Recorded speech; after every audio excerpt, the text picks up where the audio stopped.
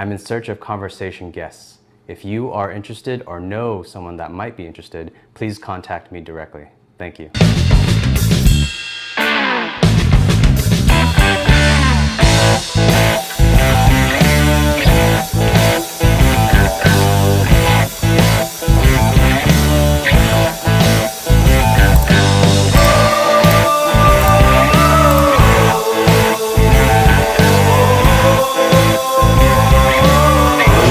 Awesome to have you here. Good to be here, thanks. So you're got a master's in psychology, master's in social work. Mm-hmm. You work as, I actually don't know what the title, My title is Senior Social Worker / Treatment Coordinator. Okay, so what does senior social worker entail? That's a great question. I usually describe it as a junk drawer.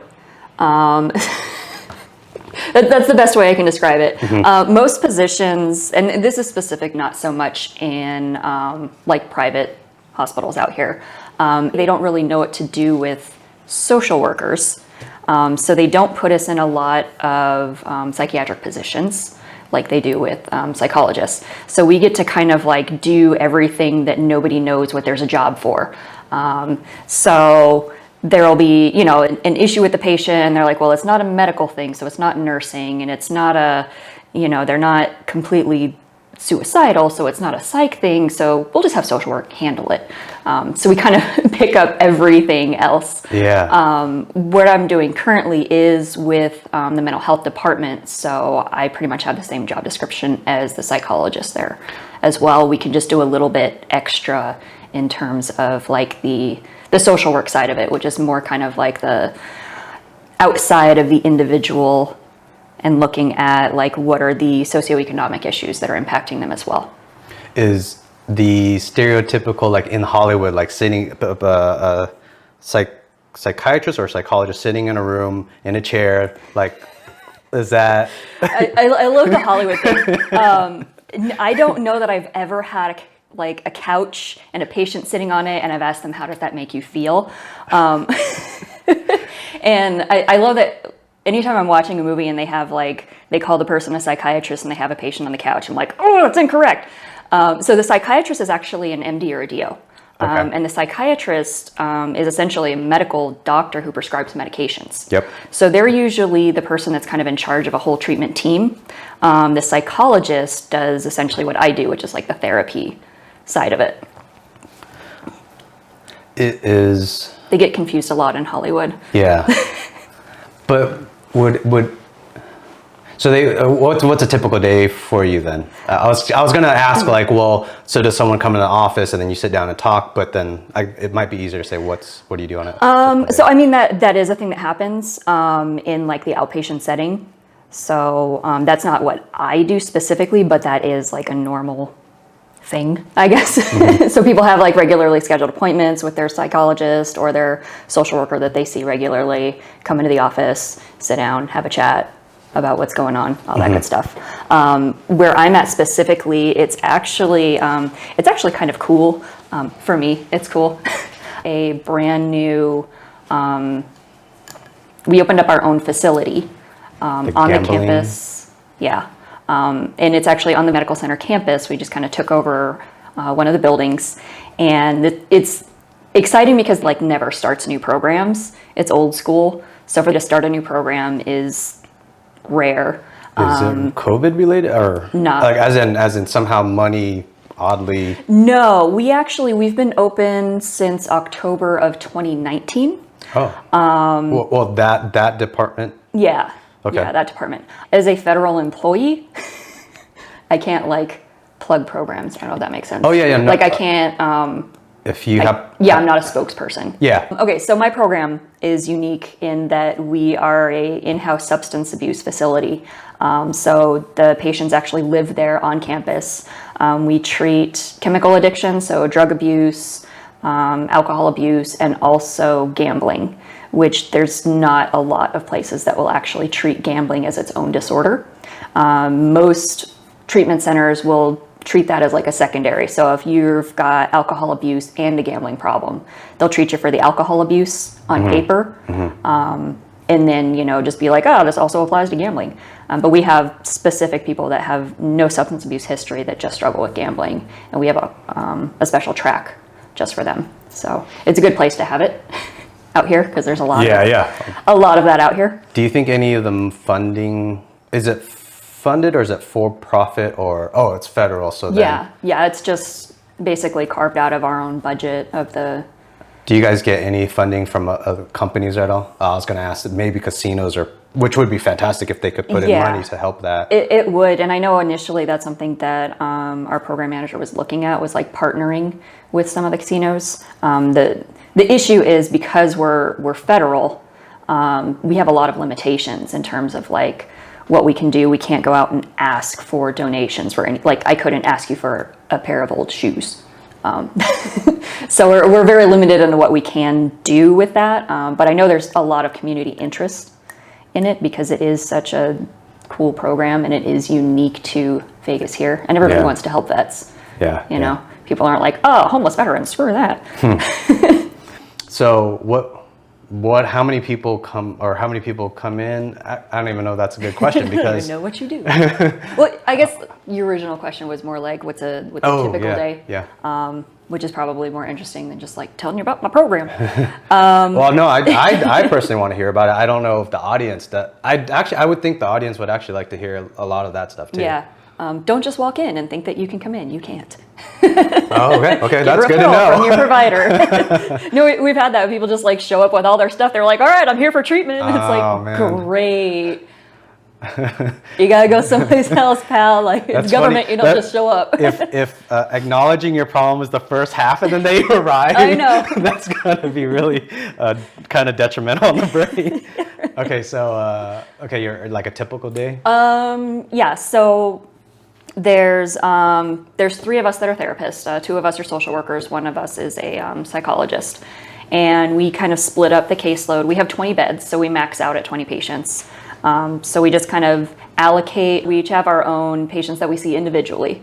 They're with us for 30 to 60 days, and we see them weekly for individual therapy. And when you say the bed, they actually stay the night? They each have their own room, which is pretty nice. It's the building that we use was originally set up to be kind of like a nursing home style thing. So they all have their own room. They have their own bathroom in the room. It's actually really nice. It's a good sized room.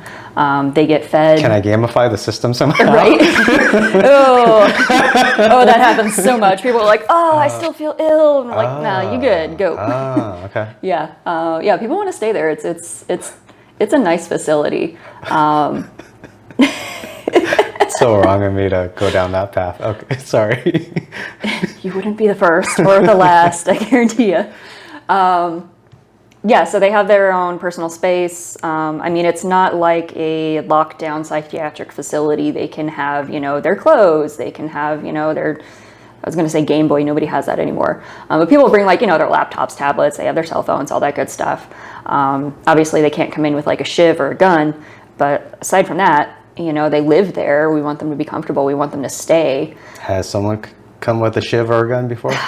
Not a gun. We've had a few people that have come with knives that we have to have our police confiscate. Probably they think it's for their own protection or? We have a significant homeless population. So pretty much when they move in with us, they move in with us and they bring all of their earthly belongings because that's just how they roll. Okay. So like we had a guy that he had like a whole kitchenette with him. He's got like plates and forks and cups and he's got like his chef's knife and everything. So, it's not so much like I'm going to get shanked while I'm in treatment. It's just I happen to have this on me kind of thing. Yeah. And we have our own, it actually has its own police. So, they just check it in with them. They keep it, get it back when they're done. Gotcha. Unless it's like illegal stolen firearm. I don't think we've had that issue yet, but. Or maybe a knife with human blood on it or something. Yeah, like, oh no, that's ketchup. You don't think so. So we see them for individual therapy. We have group therapy all throughout the day. So we pretty much have like a very strict curriculum. They get up, they get their vitals taken, They have like a community meeting, so just amongst the patients, where they talk about, just kind of what's going on for the day, any announcements that need to be made. We have morning exercise. We have our chaplain comes in and does like a little, it's not like a religious thing that he does, but it's like just kind of like morning good vibes kind of thing, like setting good intentions for the day and gratitude practice. All that stuff is really important. So, and then we just have like every hour on the hour, essentially, group programming. And when we have those, that's like the treatment part. So we do a lot of cognitive behavioral therapy. We do dialectical behavioral therapy. We do all kinds of stuff. Out of curiosity, on the group therapy, do people come in and not want to do the group, but they want a one-on-one? Is that? I've had that request before, but when they volunteer to come into our program, we make it very clear.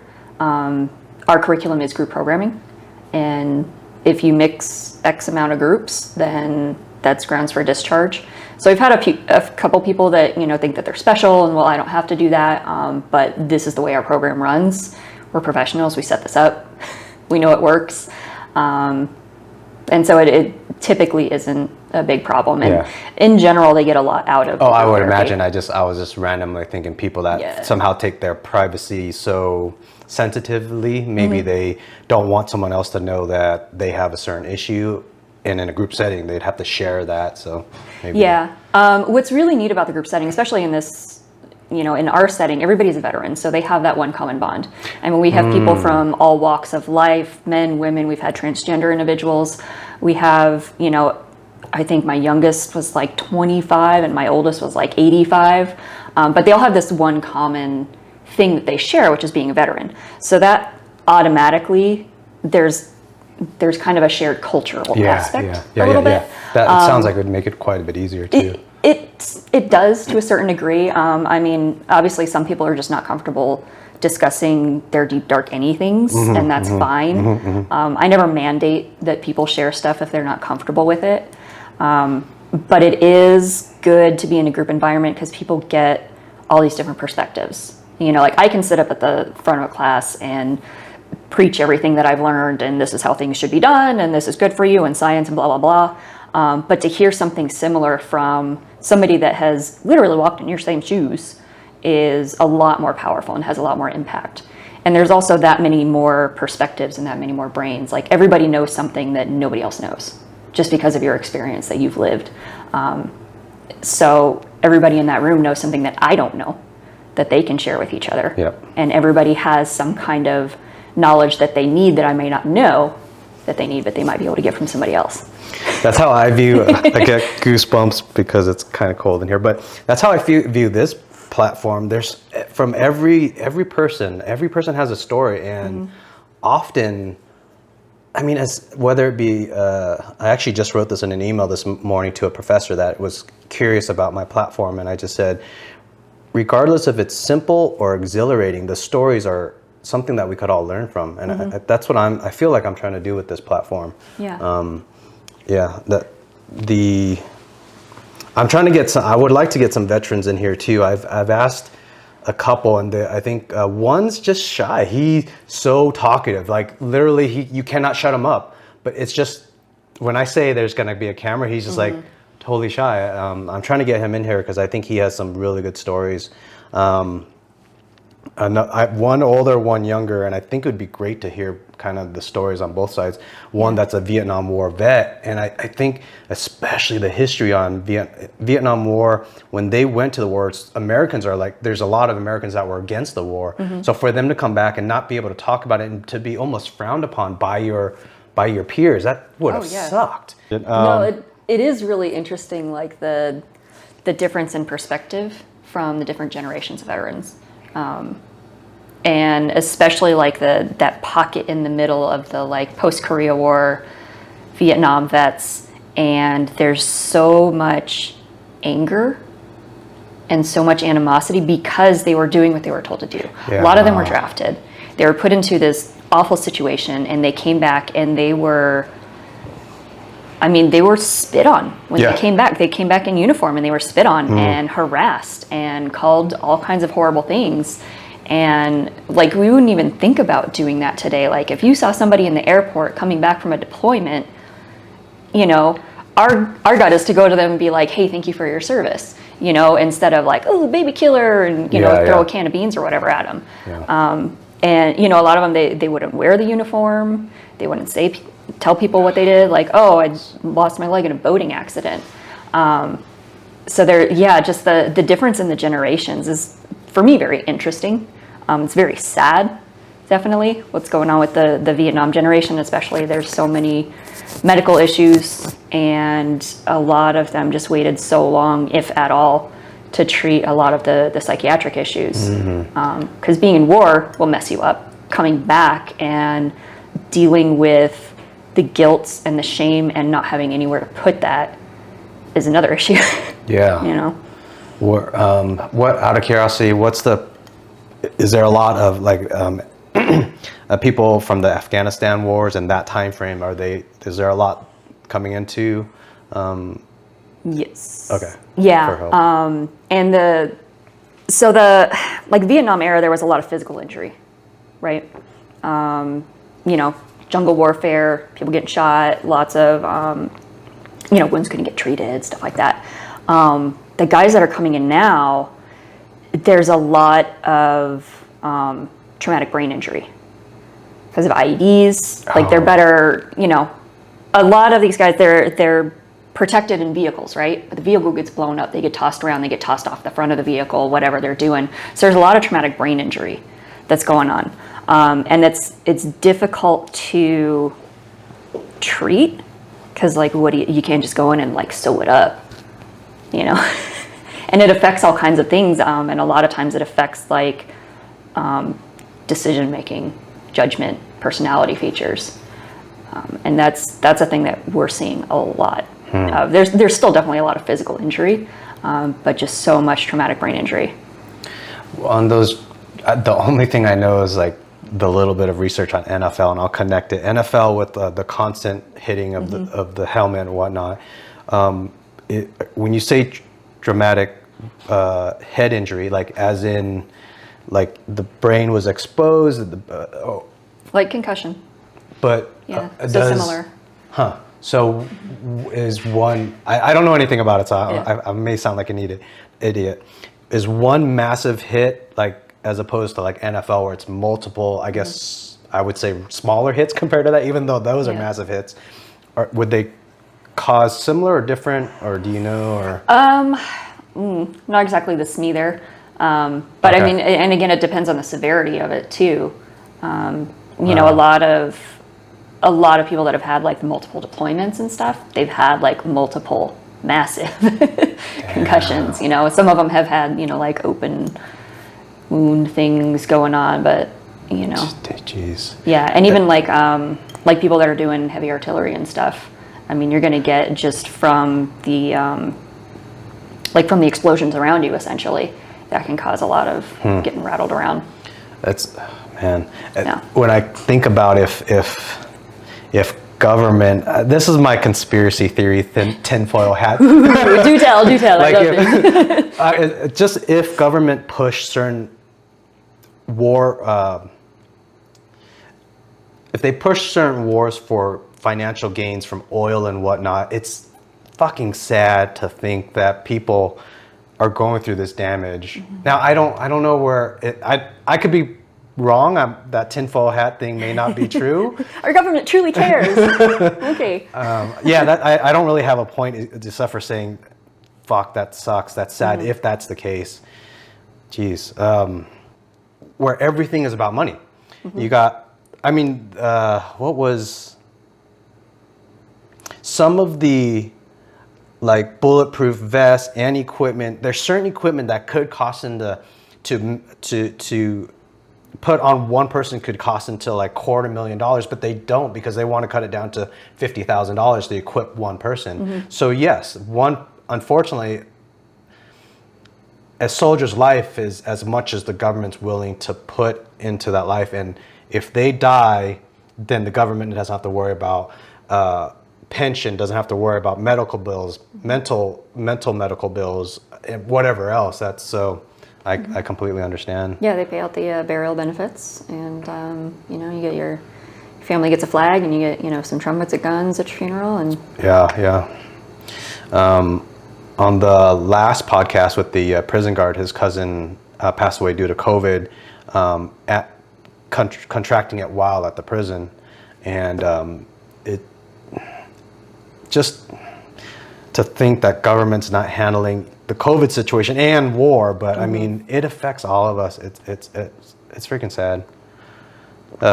yes, it is. All right, back to your daily work, and all that stress you have to handle with all that. Right. Yeah. I don't know. I mean, I actually really enjoy it because I have this unique opportunity, right? Like I never served in the government or in the military. Obviously, I served in the government. Herdiger. You have to do so much editing here. Oh, man. I'm going to leave that in.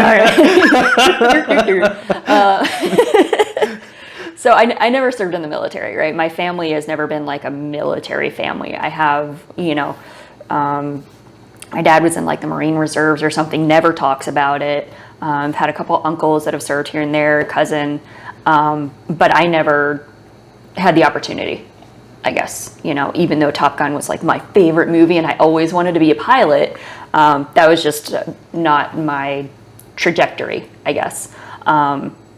But what I'm doing now is I have this opportunity to, in a sense, do service, because these veterans have gone through things and they have not had the tools that they need to deal with the things that they have been asked to do, the signing a blank check for your life and all that good stuff. And I get to help them out sometimes. Oh, heck yeah. It's rare that you actually make that lasting impact on somebody with what I do. Like there's not a good, I don't know, like if I don't have a good success rate, like if you were looking at like somebody who closes sales or something, they're measured off of their success rate in mental health. Like you can't measure yourself on that, right? Yeah. Because it's somebody else's life choices and they're already in a bad situation when they come to you. Yeah. But there are some that, we got a phone call last week from a guy and he was like, hey, just want to touch base, I've been clean for a year and you guys really helped me out. And it's like, oh, like we helped that guy out. Like that's awesome, and they're few and far between, but when they happen, that's pretty cool. Oh, heck yeah. Yeah. I think those accomplishments are that's what makes one's career feel worthwhile. Mm-hmm. When I was a contractor to the Navy back in 2003, 2004. I did software where basically they would collect training data for their ships and input it into our software.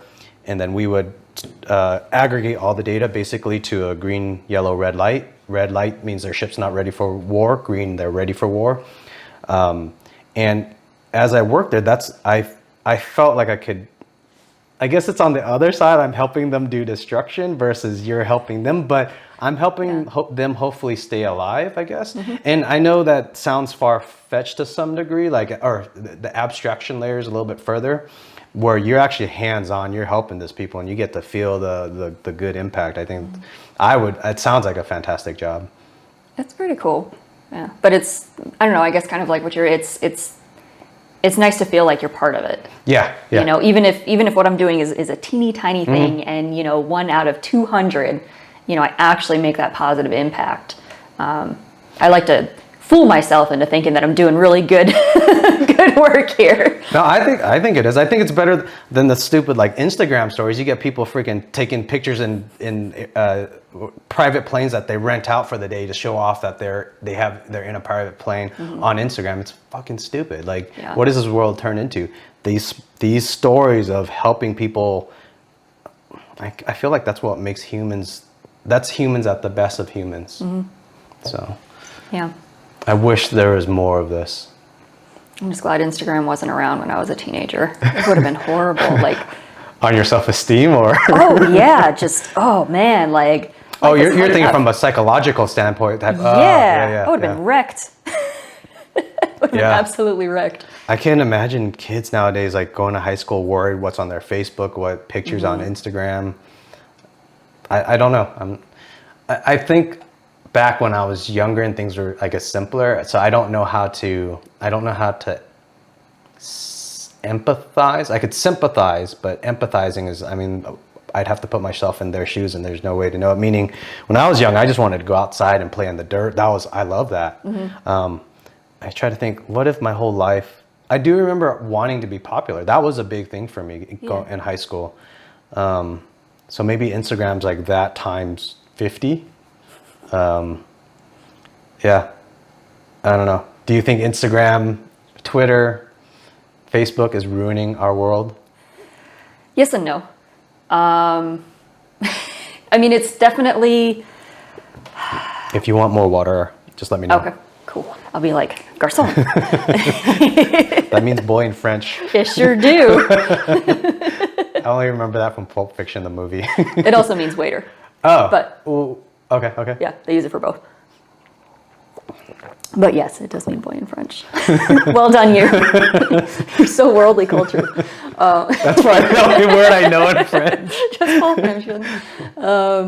Merde means shit, by the way, in French. So Merde? if you ever want to just like... Merde? Merde. Merde. Merde. Merde.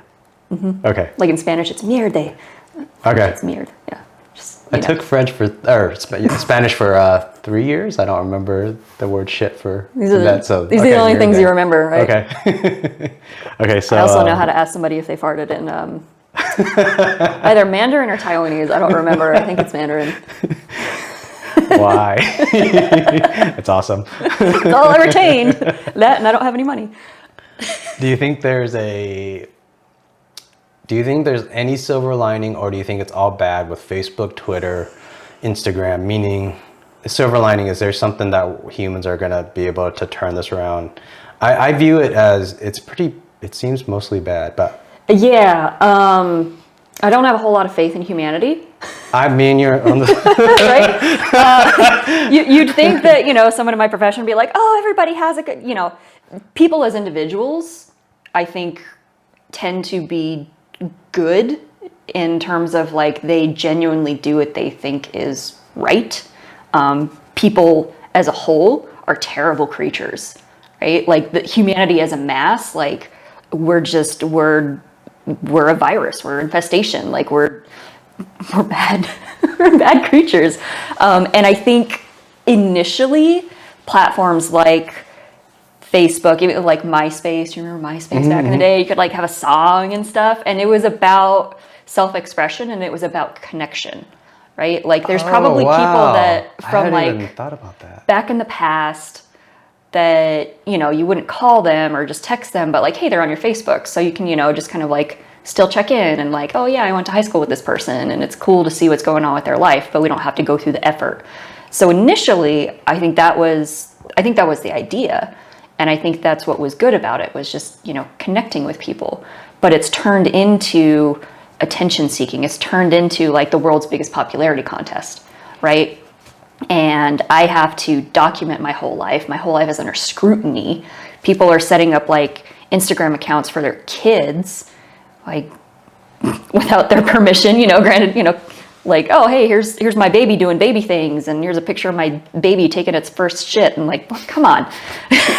Sorry, my baby defecating in the toilet for the first time. And it's turned into this thing that's just, I think it's very toxic.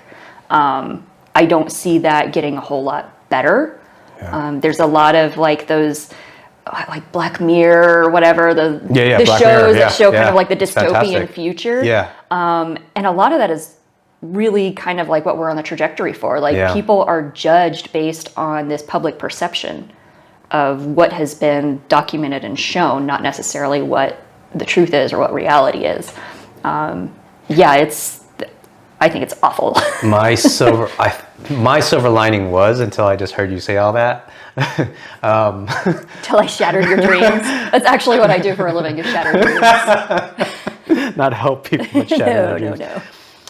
I think of Facebook, Twitter, YouTube, kind of like a way, Yes, I do. It's interesting. I think you shattered the idea with the MySpace as expression. I didn't see that connection where MySpace was about you. It was changing the song, making a black background or whatever color you like with a bunch of photos and whatnot. And then Facebook has changed it where it's just like people hating on each other or showing how good their life is. And that's it. There's no, it almost seems like you almost never run into a post on Facebook that says, hey, I helped this person today. That is really sad. Now, I thought my silver lining was that this gives freedom of expression, but the more I think about it, and even the last talk I had was, Justin was saying he thinks that's what people's missing, freedom of expression, or the ability to express more. That's where I thought this was going, and now that you mention it, I Sorry. no, I'm still hopeful. Maybe that's a stupid thing to be hopeful for, or maybe I'm wrong. I'm hopeful that there'll be a way for expression, because the beauty of the internet on expression is you're able to say it without I want to say repercussions, but It should be. It should be. It should be. However, keyboard jockeys. Yeah. Fuck. I don't know where it goes. There's got to be. I hope someone figures this out and ties it all together. Like some programmer or group of people figure out a way to, like, build the opposite. Do an anti-echo chamber with an anti-Facebook. It doesn't even have to be anti-Facebook, but the opposite of Facebook, the opposite of Twitter, where you actually see posts about people helping each other and people criticizing something, but finding a way to make it better, not to criticize it just to make it die. I don't know where it is. I don't know where this sad future for humans go. And I want to back up, and I fully do agree with you that I do think humans I don't think humans are that great as single people. I've been saying this on quite a few of the talks. It's weird to me and maybe from a psychological level, you could maybe break this down. I don't know. When I when I go to some bus stop, if I'm at a bus stop and I start talking to them about their shoes, we can start having a conversation. I'll ask them about, what do you think about North Korea? What do you think about GameStop stock? That conversation is really fun. I really enjoy these conversations with people. But then when you take it online with a cloak, like these dark colors come out from these people. What is it about being in person? I actually theorize that people, they can't be themselves even in person. So it's a darker thing, where meaning if I meet someone at the bus stop and we just start talking, they have to put up this facade like, oh, I'm a nice person. I'm just following what society's rules are. Do you think that's actually true? Yeah. I do think there's some truth to that.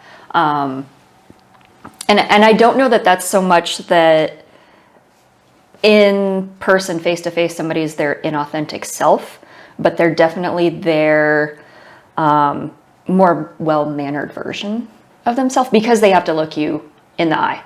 They have to look at your face and receive your reaction. And, when you're in the physical presence of another person, you're like sharing energy, right? Like, if I come in here and I'm just in a shit mood, you're going to feel that, right? It's going to have an impact on you. If I come in here and I'm like all manic, like, woo, everything's awesome, you're going to feel that too. Yeah. So there is definitely a different expression when you're physically in front of somebody else. I think when we are isolated and we're safe behind a keyboard and a computer screen and we're anonymous to a certain degree, we're feeding into our little inner narcissist. Everybody has a little inner narcissist, some bigger than others. And yeah, I think it's safe to express unpopular ideas, but it's also, we don't receive the feedback, so we just assume that it's correct. And the idea that I'm correct becomes a belief that I'm correct. It becomes fixed. And that's where that little inner narcissist just kind of takes over. And it's no longer I'm sharing an idea with you and my opinion just happens to differ. It's I'm correct and you are beneath me. What do you think about I don't know what, when you say it makes me think about QAnon and their thoughts that Trump was gonna, like they thought 2 weeks ago Trump was gonna come into White House for another 4 years. Like they were so set on that. Or do you have are you a pro-Trumper or before? I'm not asking for. I'm a mental health professional. I can give you a diagnosis if you want. No, I can't technically without actually meeting the person. But if you want a good example of what narcissistic personality disorder looks like, you have a face for it. So if they say potentially 30 million Americans are QAnons, supposedly. Like the movement of, I actually don't know the full definition. Okay. It's like super far right, where it goes into conspiracy theories. Yeah. And this is, I might be messing it all up, but from what I think I understand, it's super far right where they're taking things like, and sometimes it's weird where it actually dives into certain biblical things, like they think the vaccine that people are getting injected a tracking device. Mm-hmm. So the government's saying, "Oh, it's the vaccine's going to help from COVID," but really, they think that there's some tracking device in there. They don't need that. We walk around with one every day. Yeah, voluntarily. Yeah. So QAnon, and then QAnon will also like far right with Trump, that Trump was going to somehow get Biden out and serve another 4 years. But it was so bizarre to me where I heard and saw, I know some people very close to me that they said to me directly, yeah, Trump on that Wednesday when Biden was supposed to be inaugurated, I think I forget it was the day before or something, that Trump was going to kick him out and he was going to serve another 4 years. I'm like, what news are you watching? Where did you get this information? What is psychologically wrong with you that caused you to get here? Or is it just education? If I used to think, and I'm starting to kind of change on this, I used to think that if you just educate people, like just get them a GED, and then maybe if the government could get college funding that it was cheaper or something that helped more people into college, I was thinking maybe that would help our society, but I kind of don't think so. I would say in that specific thing, yes, I think it would. And to go off on a little bit of a tangent on... We're all about tangents here. We just tangents. That's what we do. You should just change the name of it to some tangent. Some good tangent. Looking at what I do, we look at this concept of pie, right? Not eating pie, although I like pie. Person and environment, right? So we're looking at the person. What's their issue? What is their psychological issue? What is their, internal thing that they got going on? There's genetics involved, there's their own personal history, but they're also in an environment, right? So what I think is really interesting is twin studies, right? So they'll take two people with the exact same biological makeup, right? And they're raised in two different environments, and they find that there's a lot of things that are similar, right? But there's also some things that are going to be different. So when we have people who have the opportunity to learn things, when they're set up for success, they have a proper education, they have adequate nutrition, they have a diversity of ideas that they're presented with, that's a more well-rounded person in general. And that's if we want to get into big society things, that's where I think a lot of the separation between the haves and the have-nots is not so much on what you have right now, it's what your foundation was. What was your opportunities going forward, if that makes any sense at all. Totally, completely. It's a very social worky concept, because you can only, if you don't know that you have the ability to climb a mountain, that's going to be a completely abstract idea for you. If you've never seen anybody do it, you've never seen a mountain, you've never tried climbing a hill, that's not even going to be within your realm of things that you're capable of doing, But if I grew up near mountains and I climb them all the time, I'm just going to do that. And you're going to be holy cow, superpowers. Yeah.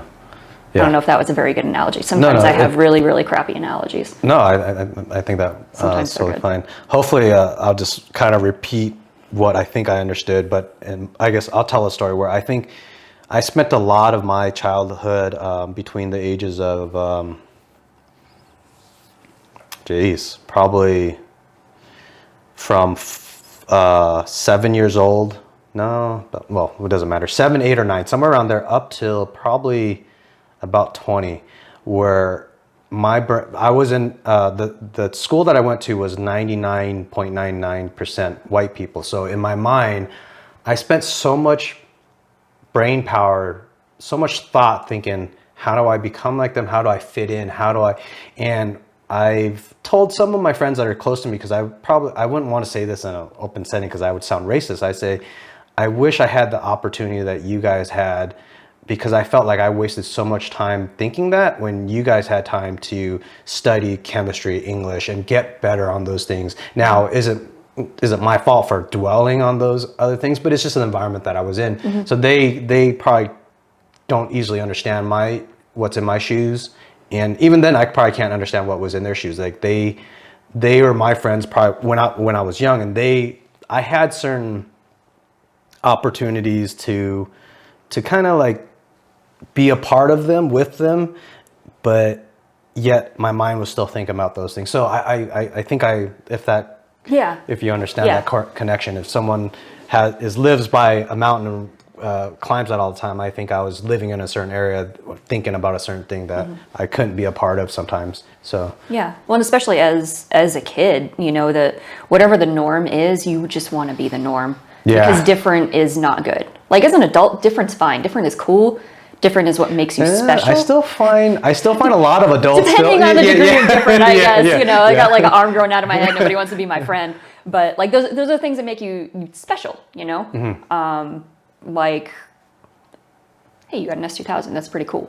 I'm going to meet up with other people that have this. Like, well, no, that's not really a good thing, because you meet up with people that have the same whatever. But it makes it cool. You're doing this podcast thing that's different, and that's kind of special, and that's cool about you. Like when you tell people about yourself, you tell them about what makes you different and special. Yeah. I guess that's where I was going with that. Yeah. But yeah, as a kid, you just want to fit in. You don't want to stick out, because that's when you get, poked at. Nobody wants that. So yeah. Yeah. Random story with that. One powerful moment, and there's really there's no conclusion to the story, but just the story itself. To me, it was a powerful moment when I was just partying with my friends a lot, and I think I was around 16 at this time, hanging out with all these white kids and wanting to be a part of this group. And I don't know how to explain it to you. Like it was like in me to want to be a part of it. As a kid, any kid wants to be a part of their surroundings. Yeah.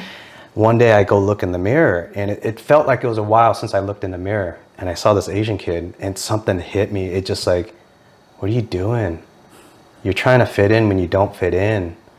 You don't look like them. And it was sad, but I think that's actually at the same time what made me who I am today. So I'm not bashing on that story. It's something that I went through, and I feel it made me really strong, because if someone tries to bash me nowadays, the only thing you could probably bash me on is like, oh, you said Kim Jong-un said this, and on that news article you read it wrong. Like, okay, I'm sorry, but you can't bash me. Like if you're gonna try to cut me down on my personality or whatever, like I'm pretty strong. Like you gotta come at me with some stuff, or bring a knife and a shiv and stab me. But as for emotional things, I think that's built me who I am. So okay, that's some heavy topics.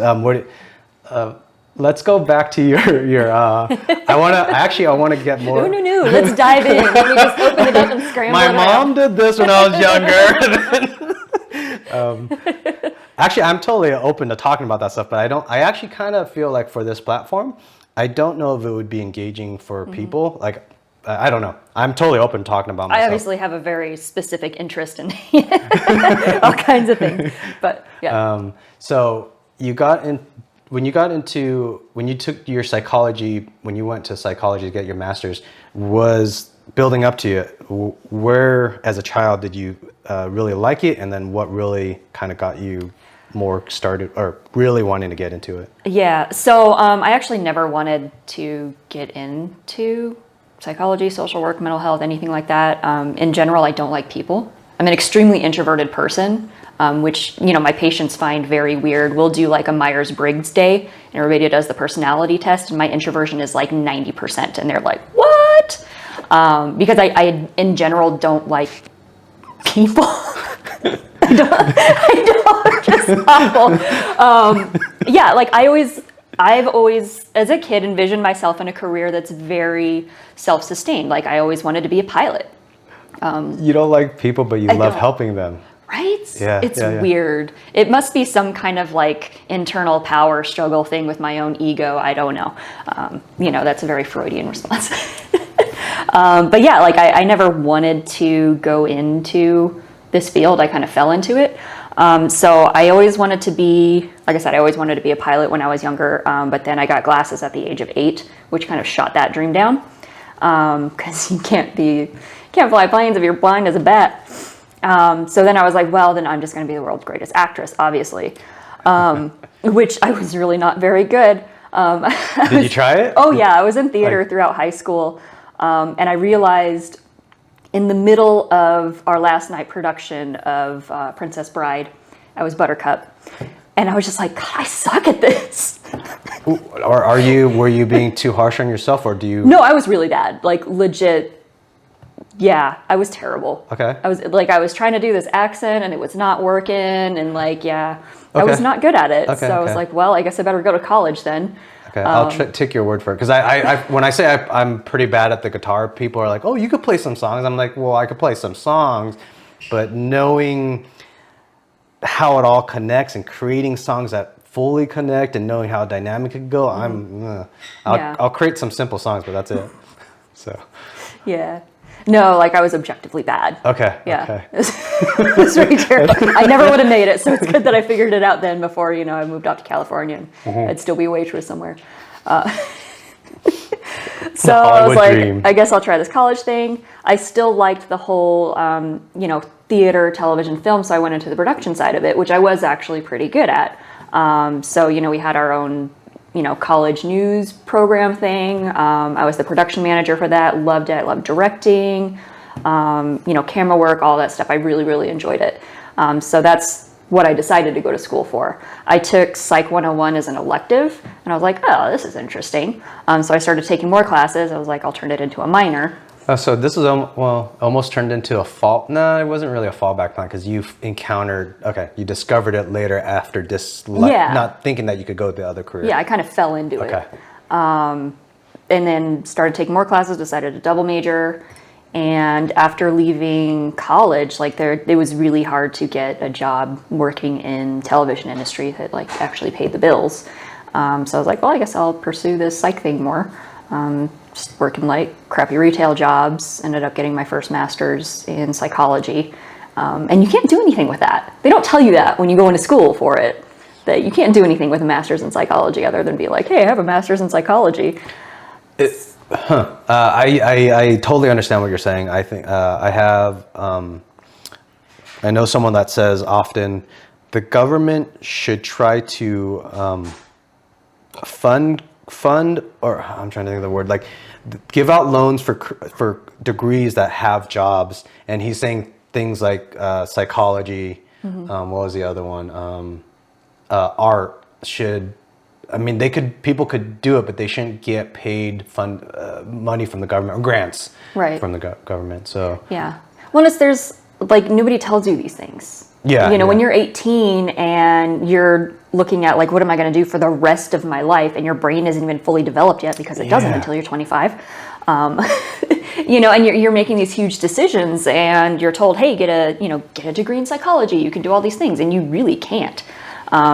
So just going in uneducated, To some degree, though, I feel like psychology, I almost feel like I don't know. I feel like there's more of a, I'm guessing, there's more jobs in that than, I don't know, acting. Acting does have some, but I feel like psychology would be, or is that because of the growing industry of it now? I think now it's socially acceptable to have a therapist. So there is a lot more you can do. But psychology is it's a very narrow focus, right? With psychology, you're looking at the individual. So as a psychologist, I'd be looking at you, your personal history, what got you here, your family history, and specific events throughout your life that have been catalysts. Whereas the perspective of social work, so I got into social work because there just aren't a lot of, I couldn't do anything with my psych degree, right? So I was like, well, I can go back to school again and kind of start this whole process over again, or I can get my master's in social work, which is the exact same education, the same classes. They're just saying the history of social work instead of the history of psychology. And there's a lot more, it's a more diverse field. I guess there's a lot more you can do because you're looking at the individual, so you have that psychological aspect, but you're also looking at, there's meso practice, there's macro practice, so you're looking at social impact.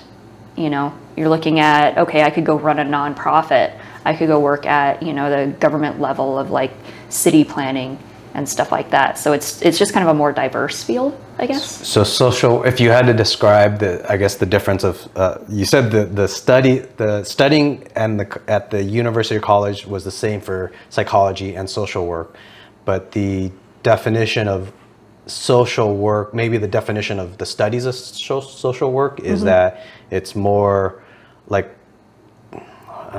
what you just said, kind of how the impact of society with work and whatnot. Yeah. That's kind of funky because psychology almost feels interesting that there's two different names, but they're very similar. And I think if someone were to ask you define psychology, the study of psychology, define the definition of the study of social work, what would it be? The same. Okay, cool. Okay. It really, they're very similar.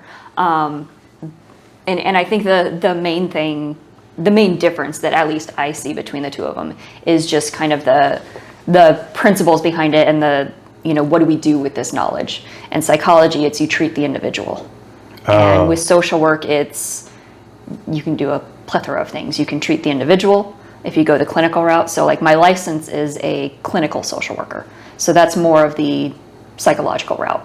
But you can also look at things from a more social perspective, and instead of looking at the individual, you're looking at what are society's problems. If you could rename the title social work, the study of social work, or what would you give a new title if you could? Because it sounds like it's in my opinion, then it sounds like a bad title. Or well, there's a lot of negative connotation to it. I don't like to tell people that I'm a social worker because they think that I'm either going to give them a house or take away their children. That's usually what people think of when they think of social work is oh, you work for CPS and you're going to take my kid, or you work for some welfare department, you're going to give me a house, and I don't do either of those things. Sorry, no house, my desk.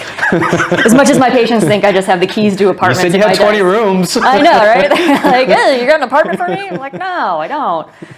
I definitely do not. Sorry, I forgot where I was going with that.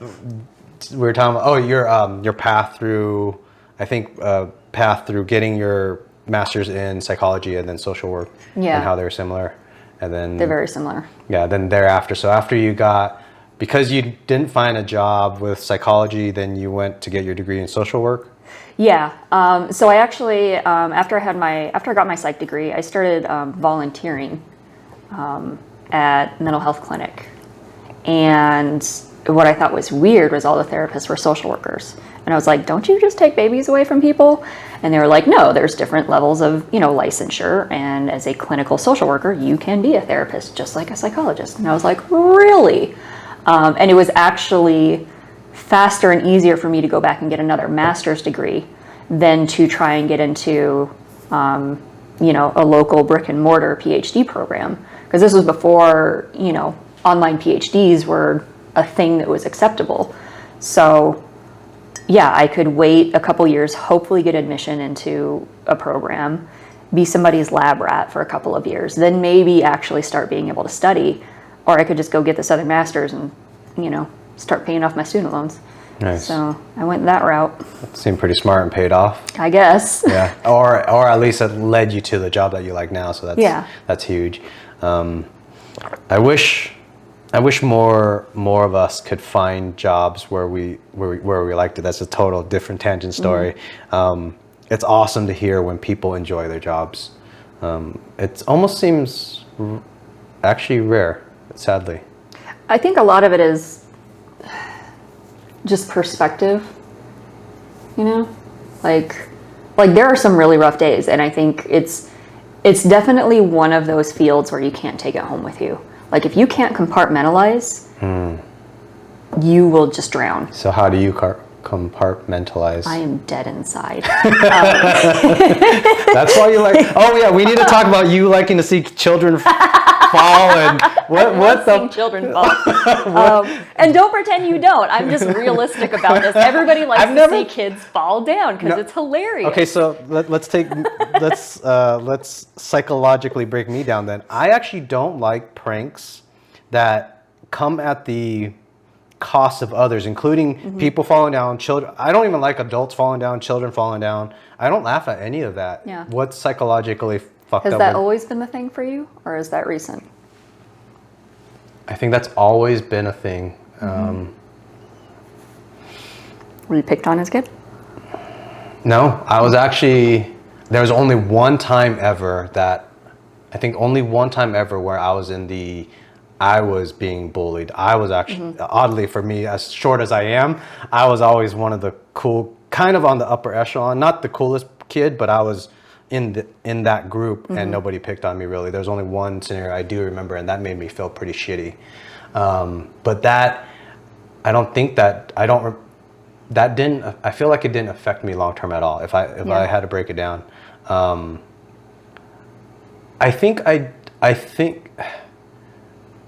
feel like I want everyone to do well, including me. If I do something well, hopefully that helps all the other people around them, and they do well, and then it's just like I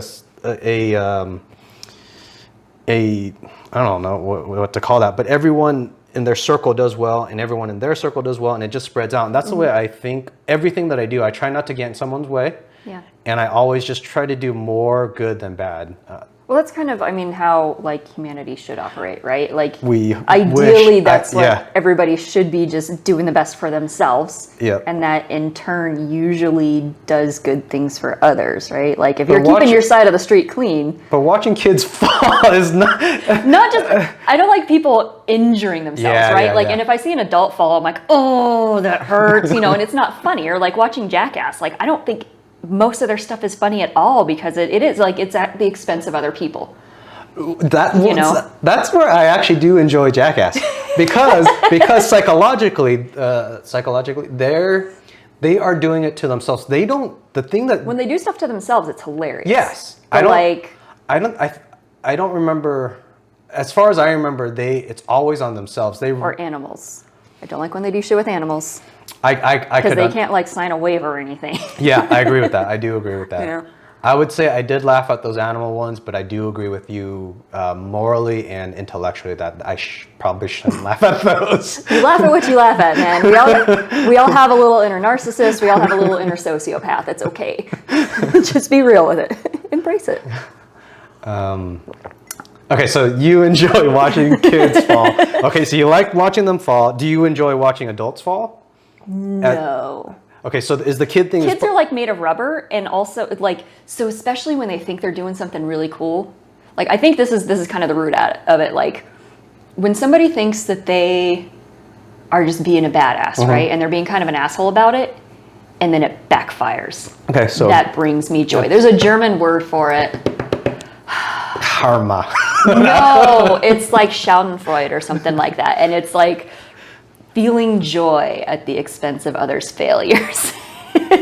But you're saying yours is tacked on with that they're trying to be a badass, or they're trying to be good. like they think they're being Billy Badass. And, or when cats knock children down, that makes me happy also. They're not like hurt. Yes, okay, yeah. They just fall down and they feel dumb and like... Yeah. Random tangent. If I see people laugh, I feel like I see it more, maybe I'm just more cognizant of it. They laugh at themselves so readily, or they laugh at situations. I feel like it's a nervous laugh. I feel like it's done too much. Me and my wife went to Mary Jane Falls, and the going up is easy. Going down, it starts to get almost slippery.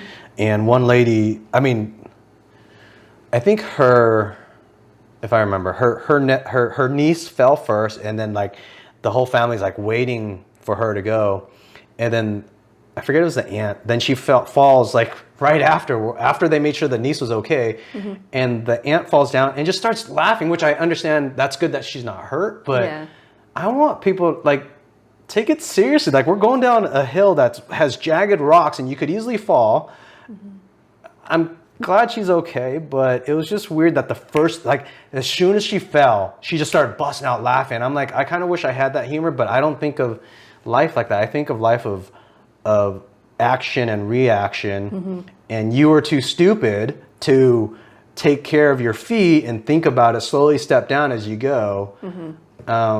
That's one cause. I see people laughing so often in uncomfortable places where I don't think it's that uncomfortable. If you're at a party and you don't know what to say, they may just laugh, or if you dropped I'm trying to think, like if you just drop something silly, you've had a couple quarters in your pocket and you drop it and it just flings out and then bounces and somebody might laugh. I'm like, is that funny? But it's almost like an uncomfortable. So am I psychologically fucked up, or is it, or too many people are just too uncomfortable? They just use laughter as a... I think it is a comfort level thing. I think it's I don't want negative attention. I don't want to draw attention in a negative way.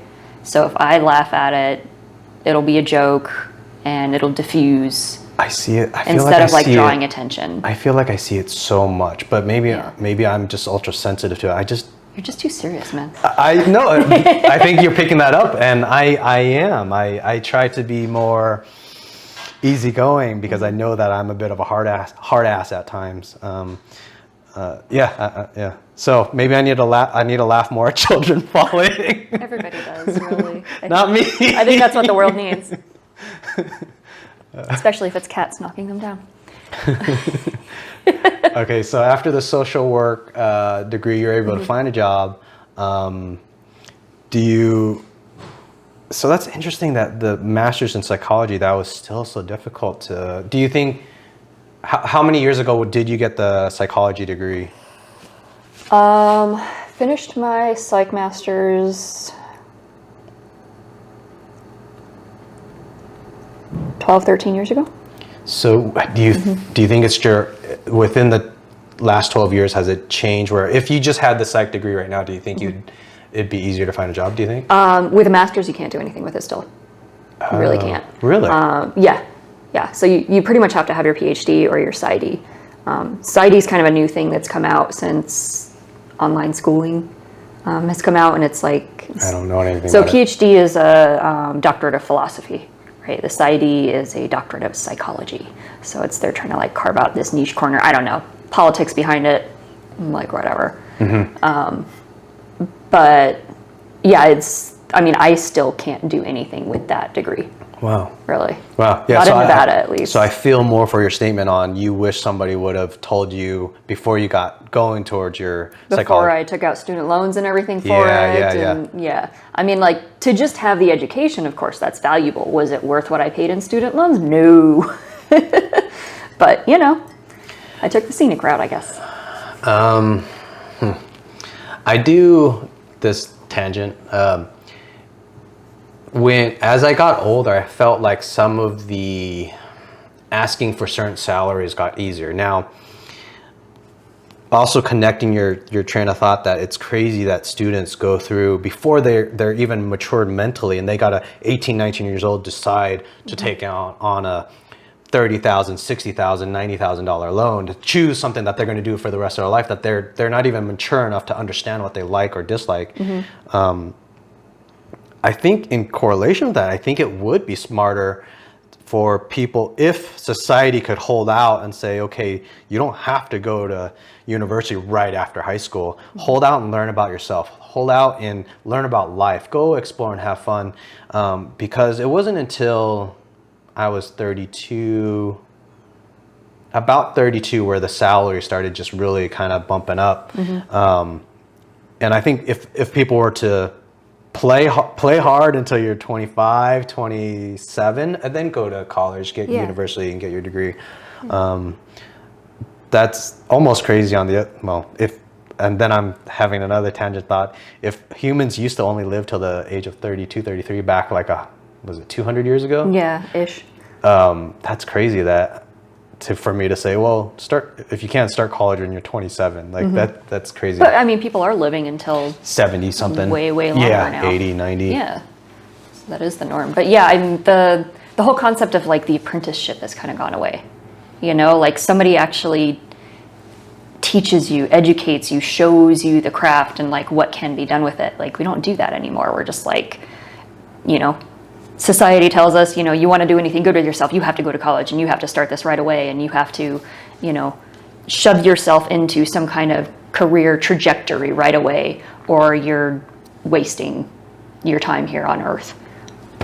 I theorize that because technology and society is moving so fast, evolving so fast, technology like automation, that those careers, unfortunately, those old ways of becoming an apprentice and becoming a master from that, it's not as much needed. But I wish society would take that, and then if we have so much automation, then we could maybe get more of a socialist system where, because automation does so much for us, we get more free time, spend time with family, take care of the elders.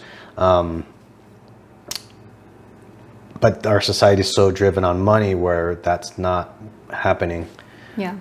Well, and we still have, so technology has grown exponentially, right? Recently, within the last, 100 whatever years, couple hundred years.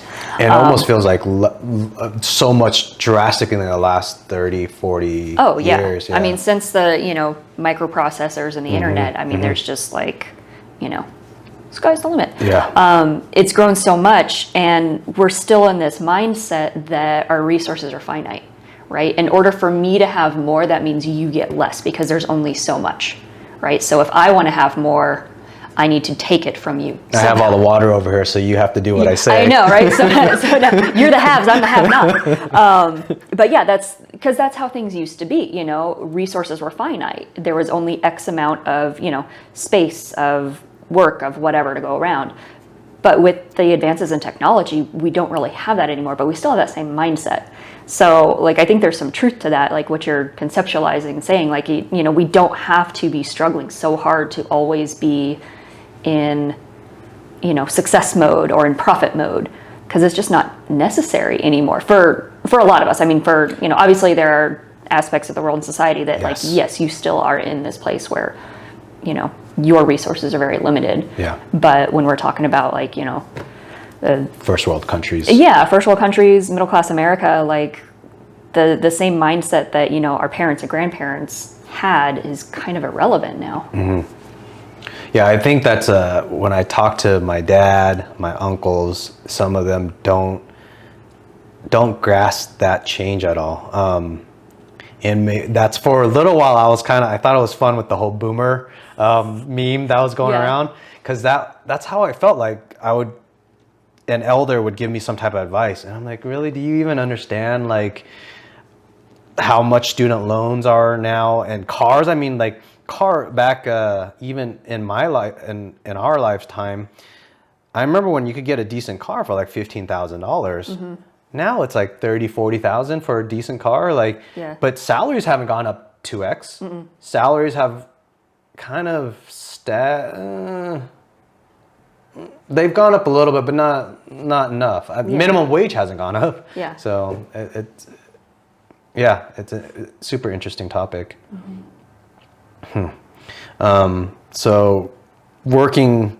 Actually, did you get to finish your I don't know if I cut you off way earlier when you're talking about your typical day. Oh, you mean 3 days ago? Yeah.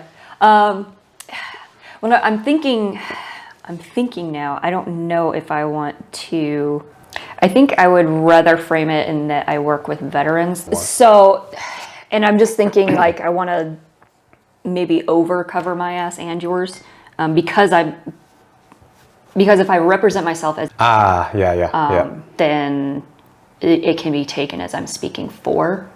Since we But me working with veterans, there's lots of organizations, people that work with veterans. Yep. Does that make sense? Okay.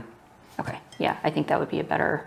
Yeah. Okay. Working with veterans. So on the daily, so you'll organize their group meetings, and you're part of those meetings, or are you? Yeah, I co-facilitate. There's me and a couple other therapists that facilitate all the groups. So I get to do group therapy, I do individual therapy. Sometimes we'll partner in with like family if it's appropriate for treatment. I generally don't do like couples therapy because I'm not a referee. Yeah. And in that setting, like I'm here to treat this person and their addiction and the stuff that's underlying that. And sometimes the family's helpful in like understanding the dynamics. Sometimes they need some education, but a lot of times it turns into, I want a third party to prove me right, and I don't do that. Yeah. I don't do that at all. What are some of the toughest moments for you? Like honestly, when I hear that one of my patients has passed away, that's always rough, because it happens. I mean, you work with a population that struggles with addiction. A lot of these people, it's not their first time in treatment. They've been struggling with all kinds of addictions for all kinds of reasons, and there's all of these different factors that are involved as well. And a lot of times there's just only so much that, I can do or my program can do. And eventually we have to kind of cut them loose, and wraparound services here are not good. What's a wraparound service? Things like housing. So, let's say that you've been addicted to meth for several years because you had this super screwed up, it's the teeth. You had this super screwed up childhood. Nobody's ever cared about you. You thought you could get out of it by going into the military. That screwed you up even more. You got out of it and it was proven that nobody cared about you. Can't hold a job. So all you've got is you just escape on a daily basis with this meth habit. Okay? Have no money, have no place to call home. You come into treatment, you're doing great. Right? You're feeling good about yourself. You get healthy. You've been clean for a while. You're eating right. You're exercising. Finally got it together. And when you leave, you have nowhere to go. You still don't have an income. You still don't have anywhere to live. Basically, you get sent to a homeless shelter. And the first thing somebody does is, hey, man, you want some meth? So it's, unfortunately, a lot of people are just kind of set up for failure just because like we don't have good resources here, and as a society, people will generally agree like, oh, something should be done about the homeless population. I don't want to pay for it though, and I certainly don't want it in my backyard. Yeah. But somebody should do something, but not me. So a lot of that stuff gets pushed on the back burner. Like when COVID hit, homeless shelters shut down because they would have been a breeding ground. Oh man. So now everybody's just out on the streets, literally on the streets with nowhere to go, and not even, a centralized place to get a meal or have somebody keep an eye on them, maybe get them to medical care if they need it. God damn, that hits on so many things. I like. Let's talk about how bad society is. Jeez. Yeah. Huh. What do you think? Well, what do you think is the biggest problem in our society, and whether it be psychologically connected to the conversation, or just what do you think would be the biggest problem for our nation or globally? So many big issues. I think it's a lot of just a mindset that we have. There's this very American mindset, and you've spent a lot of time overseas in other countries with other cultures that have more of you are a part of a whole mindset, where as Americans we have this, I am unique, I am special, and I am above the whole. Like the average American tends to think that they are smarter, better, whatever than the average American. It's like, well, nope. It's a bell curve, and most of us are in the middle. So I think that just kind of, at least for, American society, Western society, I think that mindset is really kind of like the big downfall. And I know that's very vague and kind of encompasses a lot of things, but that's where we get the, like, other people have issues and their issues, and I don't want to see them. They just need to get like brushed somewhere else. And, like everybody, what you were talking about earlier, with everybody just doing their best to do their best, and being authentic, and, just walk in their own talk. Like, we don't do that. I think you put that beautifully with the person in a society, they are a part of the whole, or in America where they're unique. Can you play devil's advocate on yourself on that, just for the heck of it? Oh, yeah. Like, do I suffer from that mindset a lot as well? Yes, absolutely I do. Is there a way that breaks down, if you play devil's advocate, I wouldn't know what angle, or I can't think of an angle, to say that one person is a part of a whole system, where does that break down? If I try to think of certain Asian countries where they do feel that they are, these people, they do have that aspect where they are a part of the whole, they're one of a part of the whole, but god damn it, they are so, our whole is better than any other whole. Our race is better than any other race. What the fuck is that about? I don't know. I'm not expecting you to answer that. There was another country that had that issue for a while. Germany? Maybe? Back in the 30s, 40s. And I had that similar mindset. I don't know how it turned out for them, but, love their cars. But yeah, so I guess sorry, I drink a lot of water. Do you need any more? No, I'm good. I'm going to have to pee soon. Yeah, whenever you need to go. I think for me, it was very eye-opening spending a couple of weeks over in Asia. Not mainland. I spent a week in Taiwan and a week in Japan. Always wanted to go. Just had an amazing, amazing time. I was a freak of nature walking around Taiwan, I tell you that. That was because over there I'm a giant. I'm this pale giant. And like, literally was stared at. Yeah. I came out of the restroom in the airport, and the lady was going in with the cleaning cart, and she just stopped and was like, and I was like, what's in there? Oh, it's me, the giant pale face. But to just be in a culture where everybody's not trying to be better than everybody else was really cool. I mean, and that's not to say that everybody wasn't unique and everybody wasn't special and everybody wasn't appreciated for their uniqueness. And it wasn't so much of, our country is better. It's just, this is just how we function. One thing that I thought was really interesting about being in Taiwan is it's so clean. There's not a trash can anywhere on the street, and there's not a drop of litter anywhere on the street, because the mindset is, this is ours and we need to keep this pristine and pretty. And so you just do. You don't just dump something on the ground because somebody else will handle it. It's, you own your behaviors for the whole. And I think that's a mindset that America is really lacking. Like, going from Narita Airport and landing in LAX is like culture shock. Like, man, this is why the world hates us, because we are loud and we are fat and we are rude and we are just all over the place. Like, it's so unorganized. It's like, oh God, I see it now.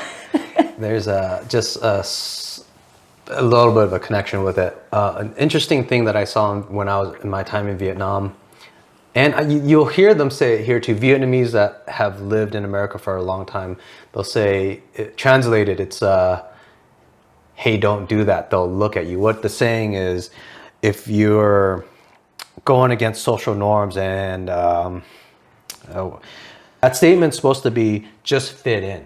Yeah.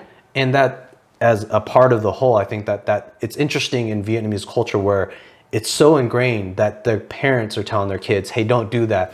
They'll look at you like, oh, it's as simple as a kid, like, he might throw a fit. He might want some toy, and they're sitting at dinner, and the parents like, don't yell. Those people are gonna stare at you. They're gonna say stuff about you. Mm-hmm. It's such a powerful thing to say, let's fit in. It's weird that that mindset is that How, I don't know. Where is it from? Government? Is it culture? Is it driven by resources? Part of that culture is kind of awesome on that, except for some of the traditional things. Like they're pretty much against being gay, and they're heavily against blacks, which I really wish. I don't know where the fuck that comes from. Yeah. Some of it could be their likes for pale skin, and we see that in Chinese culture. Yeah. Japanese as well. Yeah, so the darker the skin, then. But there was that kind of something that was kind of cool for a little while in Vietnam, back in between up till about the 90s. So I don't know where it started, the 20s or whatever. But they used to have the saying, like, for a guy to have dark skin, that was an attractive feature. And I was like, ooh, that's pretty cool. Yeah.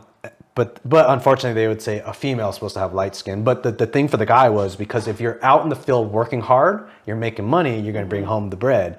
So that was really kind of cool to just see them say, oh, if you got dark skin, that's pretty cool. That's attractive. Yeah. But that's me being probably selfish on that statement.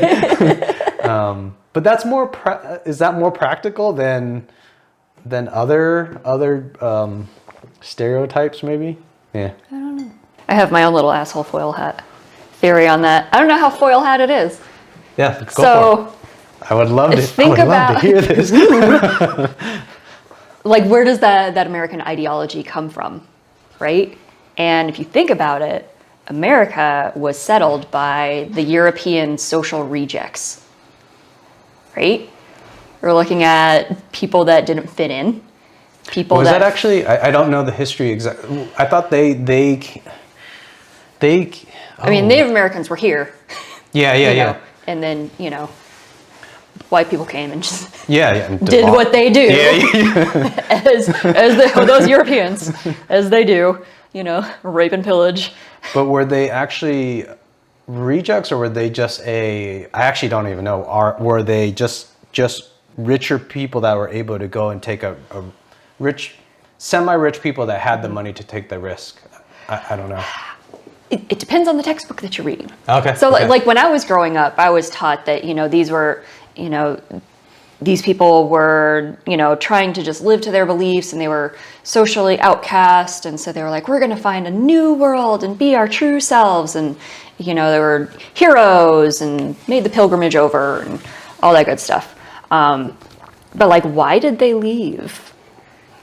Why were they social rejects? Is it because they were all pretending that they're special, or because these are the, people who were offended by everything? I know that's just kind of like my own little take, is that white Americans are bred from people that couldn't fit in for whatever reason. Yeah. Because they were assholes, or they thought they were special, or, Yeah. whatever. And that's why we all think we're special, and we all get offended at everything. It's an interesting... It's an interesting take, I know. Yeah. No scientific backing whatsoever. That's just, It's now... So it's supposedly in Germany, kids in school, their teachers will teach them that the atrocities that happened during Hitler's time... Supposedly, I saw like a short, probably 5-minute clip on this, where the teachers are saying, this is our history and this is our mistake. Our mistakes of our grandfathers are our mistakes today too. Where I feel like America, black slaves, even Asian slaves building the railroads here. They don't even talk about the Japanese internment camps, right? Like, it's just kind of like, oh, you found out about that? Well, yeah, I guess it happened, but it's Japan's fault. Yeah, that kind of, we're not going to talk about it, we're not going to own it. Kind of that lack of ownership. And did I own slaves? No, but that is my country's history, and I need to acknowledge that. Did I, participate in internment camps? No, but that's my country's history. Yeah, I totally agree. And we should take it as our country's history in those words, because all the benefits that we have now today are a direct result out of all that. So we need to acknowledge it and appreciate the privilege that we have. Yeah. I concur. So on helping people psychologically, what is there any common thing that's the most helpful that you find? Common questions people have? I think really the thing that I see the most is kind of like just a theme in terms of, I guess, the psychological problems. Aside from, when you're looking at things that are biologically based, like schizophrenia, that's not just because you can't adapt, but really just that it's like a psychological rigidity and an inability to adapt. People lack that adaptability, and that seems to be kind of a common theme from what I've seen. How I interpret what I've seen is just people lack that ability to roll with what life throws at them. There's this rigidity of this is the way things should be, this is the way I've always done them, this is the way they have to be, and that kind of sets people up for failure. So being able to adjust that mindset and be able to say like, okay to things instead of always saying no. I don't know if that makes sense. Like there's the concept of resistance, right? We have psychological resistance to things. And a lot of times it's change, If I was like, okay, so you're going to move your bathroom over here and your bedroom's going to be over there, you'd be like, ew, why? Resistance, change. And we have that with a lot of things, even if it's not something major, like I'm going to sit over here instead of over here. That's a change. I don't like that. I'm going to resist it. And being able to kind of just not have that resistance all the time allows people to adapt to changes. And that's where like the concept of coping skills comes in. And that's a lot of just kind of what psychotherapy, what you teach is coping skills. Does that make sense at all? No. Yeah, I was mainly being selfish in the when you said schizophrenia. I was like thinking, my selfish thoughts were, well, I think schizophrenia. I think there's genetically in my family line, my people in my family have some type of schizophrenia. I think one that has been diagnosed with that, and then others that I do theorize do have it, and I don't know if I have any layer of whether 10%, 5%, 1%, or 100. I doubt 100 because I think we're able to have a conversation. So I think we know. It's like 99, I know. So then when you said the coping thing, and then you said with exception of schizophrenia, so meaning that schizophrenia is innately Not necessarily. And I bring up schizophrenia just because it's one of the more extreme and one of the conditions that is definitely more difficult to treat because there is this whole part of it that reality is different. And a lot of times, like, I don't know if this is reality or not, and then you can get very metaphysical with that, which, maybe this person is living in two different realities that, the other 80% of society doesn't have access to. But, we'll roll with, mainstream American society here. And because that's such a large part of, what makes schizophrenia is the detachment, there's hallucinations, there's delusional thinking, and I don't know where I am. And it's really hard to be able to tackle that head on. If you have anxiety, you know what that looks like, you know what that feels like, and you can develop kind of a personalized set of tools that you can use when that happens. If you don't know if you're in this reality or this one, how do you bring your toolkit for that, Yeah. Earlier when you said coping is that part of is it a major amount of people is the coping issue, whether they have an addiction or whether they have schizophrenia, what other problems, Addiction, gambling, addiction with alcohol. Depression, anxiety, PTSD, all the above. So are you saying you think coping is just kind of a common theme in all that? Yeah, I would say that. I mean, in terms of putting it in the perspective of like what I do for a living, I would say yeah. Because a lot of these things you're always going to have it, right? And it's about learning to live with it. Like, are you familiar with a diathesis stress model? So it's a theory, and it's one that I think has a lot of good backing, and it really explains like how things happen. And so think of, okay, you have a family history of diabetes, right? So you know that you are genetically predisposed to having diabetes. And there are things that you can do in your life that will either increase or decrease your risk of actually becoming diabetic. For some people, that genetic predisposition is so strong that it doesn't matter what you do, you know? And for some people, your behaviors throughout life, regardless of genetic predisposition, are going to contribute to you contracting diabetes. So there's the aspect of nature, and there's the nurture aspect, right? And there's, you know, they're both involved. That's kind of the diathesis stress. And a lot of mental illnesses, schizophrenia, depression, addiction, also run in families. And so that same concept kind of applies. You know, if you know that you have a family history of addiction, one that's in your genes, but also, are you raised in a household where, you know, your parents are drunk all the time and that's just okay? That's just how things are. That's how you learn how to cope with things as well. Stressors come along and you haven't learned those skills of, how do I deal with getting bullied in school?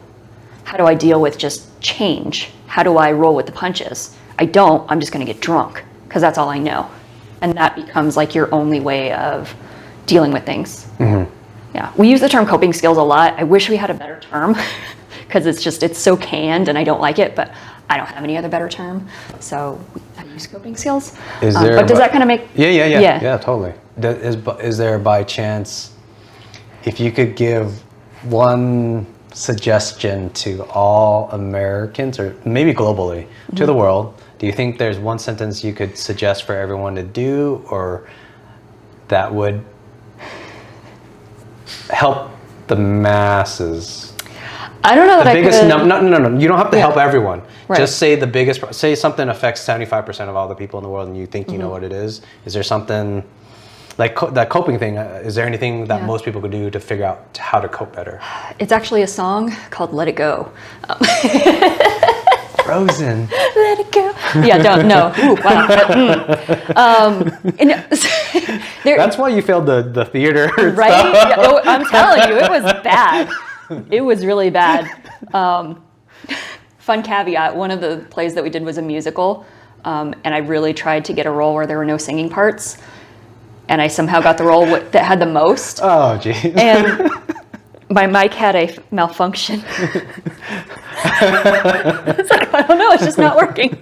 Like when we actually went to production, my mic had a malfunction. So that's awesome. It was terrible. I was Snoopy in You're a Good Man, Charlie Brown. So put that in your mental box.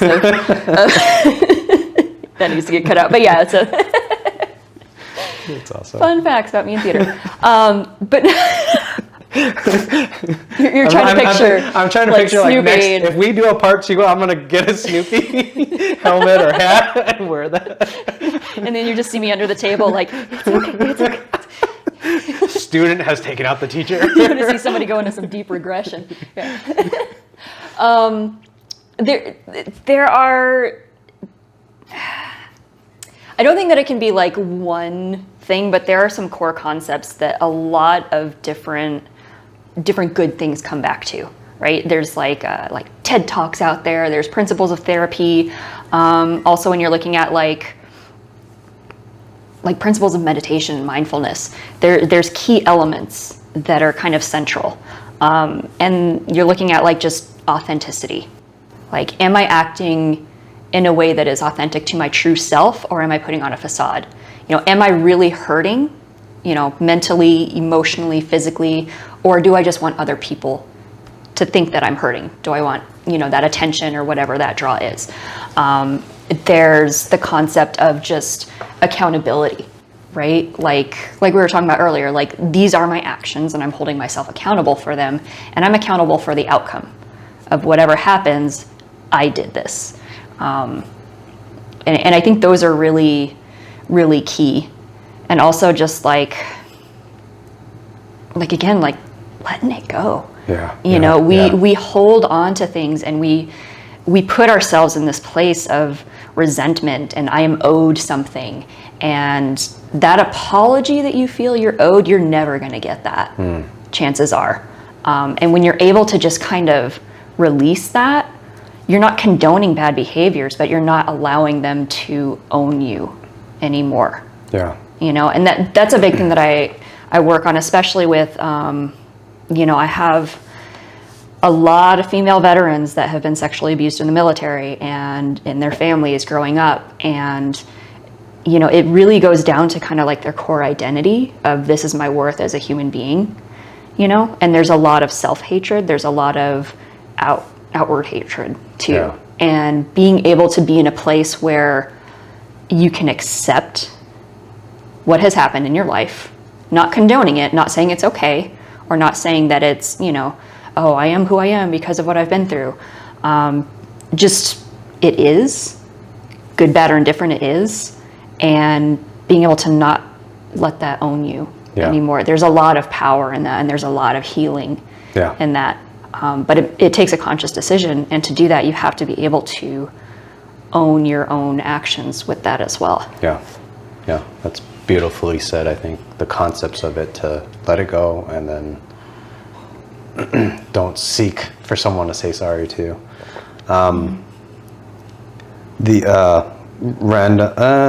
It's on this. I've said for a long time, and I'm going to rephrase it because someone told me that the way I word it is slightly incorrect. I think of people should have a lot of friends and use them sort of like, almost like I'm trying to think of the analogy. It's kind of like a Band-Aid. You can't, your friends like, your friends are sort of like a psychologist for you, but not quite. They're just a Band-Aid. They're not going to be able to do surgery in this analogy like a psychologist would on you on that subject. But I feel like I see so many people, if they were just to have more friends and be able to talk it out. So when you say let it go, it's odd, where I think if they could talk and let it go, but they have to talk first to be able to let it go. Yeah. I feel like when most of the people that I encounter now, I don't see any of the heavy cases, so I don't know if this would work for the heavy cases. Yeah. If you just get a circle of friends and find a good, and that's hard to find sometimes, a good circle of friends that you could count on, that you could talk to, that you could trust in and tell them your deepest secrets. And hopefully they could do the same, vice versa to you, and help each other out. When I say find friends, is that in your profession, do you find that good, bad, accurate? No, I think there's definitely some truth to that. It's about, I mean, that's a resource, right? You're fortifying yourself with a resource. And, you know, the concept of letting it go, you're exactly right. You need to acknowledge and verbalize it in order to let it go. When we pretend that things don't happen and we don't give it a voice and a name, that's when it stays in. You know, we call that like you're packing it down in there. And it's still there until you're willing to acknowledge it, say the words out loud. And saying that to another human being makes it real, you know? Like, do you want examples? Yeah, go for it. Okay, so I had, I get the greatest examples of fun things. So I had, you know, one of my guys in a group, and this is a group of men, manly men, and he had never talked about his trauma. We all knew that he had trauma. But he had never really talked about it, and he was always just kind of joking around. And, you know, he was really into doing this whole therapy thing. He wanted to get it right. He didn't want to keep going back to, you know, the drugs and the alcohol and all this stuff. But he never really got to the bottom of what was going on. And, you know, he'd been with us for a while and must have just been feeling comfortable. And he actually said the words aloud in group one day, "I was raped as a child by my Boy Scout leader." And before he said it, he was starting to stutter and he was having a hard time. But once he was able to say the words, it was like you could just see him relax and release. Like it took everything in him to say that out loud in front of people, especially for a man to talk about a sexual assault. Like it's a point of, it's like, oh, you're weak. You allowed this to happen. You should have, done this. You're not a man. And for him to just kind of like say it and it be heard and accepted by other people was just like a weight came off of him, and he wasn't like instantly cured. Yeah. But it was definitely a big part of the healing process for him, was to be able to acknowledge what he went through and this horrible thing that happened to him and how he felt about it and the resentment and the anger and, what ultimately happened with it. And, that's part of the journey of why he's where he is. But yeah, you have to be able to let things out. You have to be able to discuss things. Like humans by nature are social creatures. We're pack animals, we are. Yeah. We're not cats. We don't isolate. And it is really important to have a support network. Some people have great families that, their family members are their best friends. And those are the people that they can talk to about everything. Those people are very fortunate because they were just born into that. I think that's less common. Agreed. Yep. And some people are able to find a really good group of friends that they can talk to and that give them support. And, that person that just knows that you're having a little bit of an off day before you say anything and can, call you out on it, help you out with it, and you can be honest with them. And some people just don't have that. But I think that is definitely something that people need, just part of life. Yeah. Yeah. I think I've chewed up a lot of the time. We're going to have to blast through some questions. Okay, blast away. Oh, this is awesome. So this is Jessica. She hasn't asked a question yet on this throughout this podcast, but she works, I think, just in the medical field. But what has led you to decide to become a psychiatrist? I put that you're a psychiatric therapist, but let's reword that. Yeah. What led you to? I think we might have covered a little bit of this, but if you want to add anything, what led you to become what led Whatever you to get? it is that I do. Yep. Well, I normally just tell people I'm a therapist.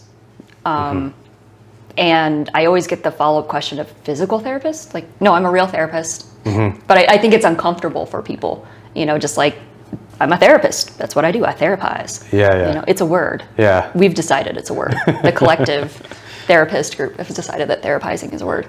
But yeah, just kind of falling into it. And I think it's one of those, I think a lot of us have things that we're accidentally good at, like maybe you didn't know that you were a good writer and it's not something that you enjoy doing, but all the papers that you write, you get excellent marks on and it just kind of comes naturally and you're not like super passionate about it. You're just really good at it.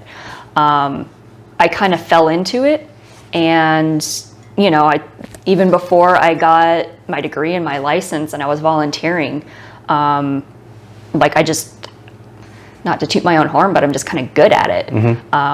And being able to have Sounds that like connection. you're good at it. My clients might disagree, but I don't know. I think working in, like retail and positions where you don't feel like you're making a big contribution, felt like I was just wasting my time on this planet. And I feel like doing this, I'm actually doing some good. Whether or not that's true, I don't know, but I feel like it is. So I feel like I'm making actual contributions to humanity. Yeah. On some small little scale. Yep. And we jumping back on being a part of the whole, I think most of us don't get the chance of having huge impacts on the world. And this is the best thing to do, is to where you feel that where you think you make the biggest impact. That's all that should be done for humans. Yeah. Jessica's interested in hearing your journey, which I think we quite a bit talked about. Scenic, very scenic. I love everything about psychology and want to pursue a career in the field as well. What are the most helpful, I must have wrote this all out of order. What are the most helpful treatments for patients? In terms of treatments for patients, Obviously, everybody's unique.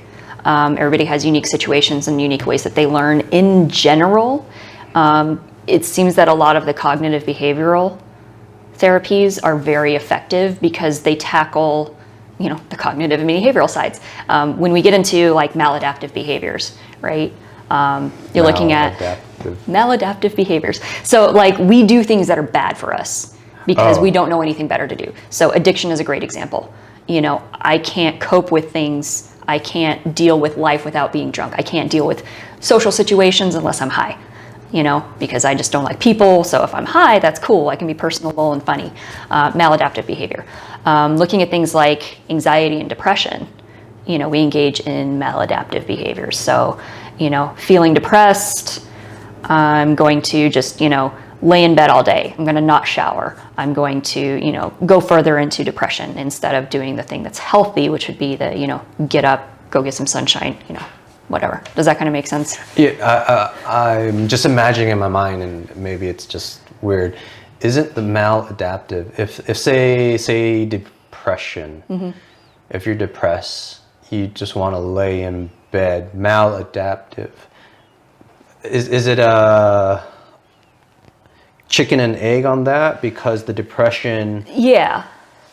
So basically, like when you're doing stuff that's maladaptive, it's, not adaptive. So it's basically further feeding into the negative thing that's going on. Yeah. So by kind of going along with depressive behaviors, you're further feeding into the depression, kind of spiraling that way. Whereas if you break that cycle and you go into an adaptive behavior, then that's how you learn to combat it. Okay, I might be confusing adaptive in my head because for me, if I'm depressed, I just sleep a whole lot and it heals me. Whatever situation happens, I wake up. And I've only probably had it twice in my life where I slept like 12 to 14 hours after. I mean, I already slept 8 hours and then something happened. I was like, it hit me and I'm like, slept 14 hours. Woke up and I'm like, I'm ready to tackle this thing. Whatever the issue is, I'm tackling it. So I guess that's the adaptive. I'm categorizing that sleeping as I thought the maladaptive, what was the other word?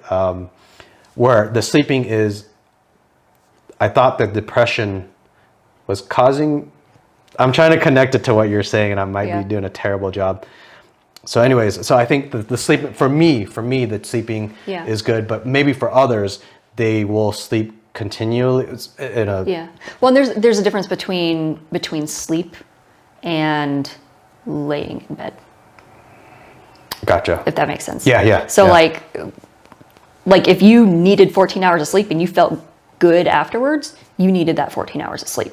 I don't think I needed it to let my brain rest from the unfortunate situation that I put myself in. Okay. And I felt well rested afterwards. But maybe I see what you're saying. If someone were to be depressed and just lay in bed and make the situation worse by not doing anything, but for me, it's sleeping. Yeah. Get the energy, and then I'm gonna go tackle it. I'm gonna fix it. Yeah. And that's, you eventually got up and did something about it after you slept. Yeah. Felt better. But I see you're saying for some people they may stay much longer and it may be very prolonged, I'm guessing. That's what you're and it's not like if there's, how do I say this? Like there's not, I don't know of a term for like depression laying in bed, or just it's that just kind of like, I feel like I can't, so I won't, even though I know it's good for me. If it's, you're sleeping because you're regaining your energy, that's, you're sleeping, you're resting, your body is repairing itself, your brain is repairing itself. It's doing all those chemical things that it does when you actually sleep that it needs to do to reboot and repair. Which is different than, just complete lack of self-care, where you're just kind of like laying there existing. I don't know if that makes sense. And on any of these questions that come up, if we already talked about it, you could either say we already talked about it or you could add on to it. Can you explain the difference between psychiatry, I can't say the word right now, psychiatry versus psychology to a fifth grader?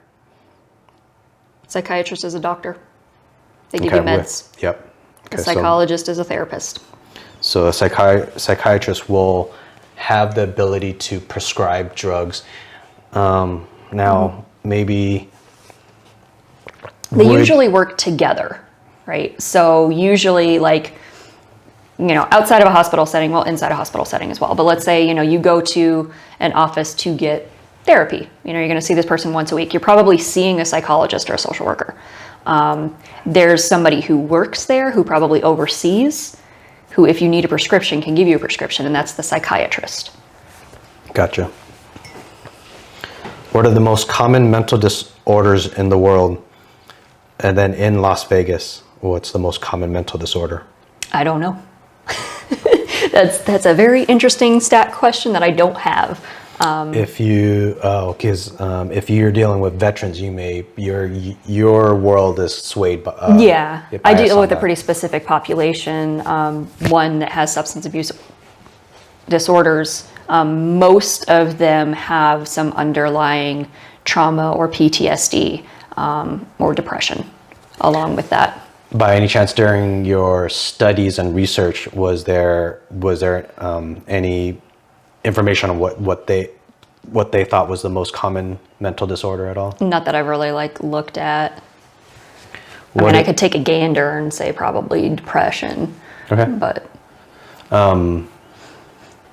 if back to my weird way of asking the question, if there was one sentence for all people that are depressed, is there any one sentence that you think would help the majority of the depressed people? No.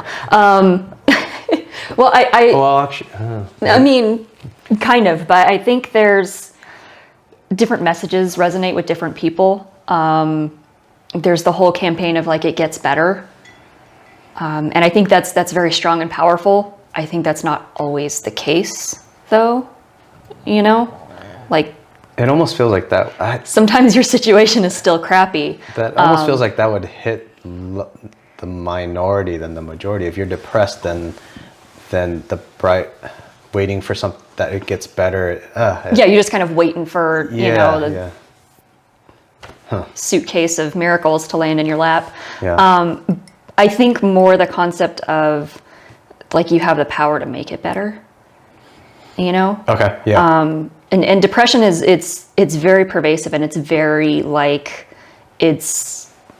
and I don't know what your experience has been, but it's physically debilitating, right? I was talking with one of my patients with anxiety was talking about these weighted blankets and how they're the greatest thing ever, and it really calms you down. And I was like, anybody with depression would say that's what it feels like. It's physically painful, opening your eyes burns.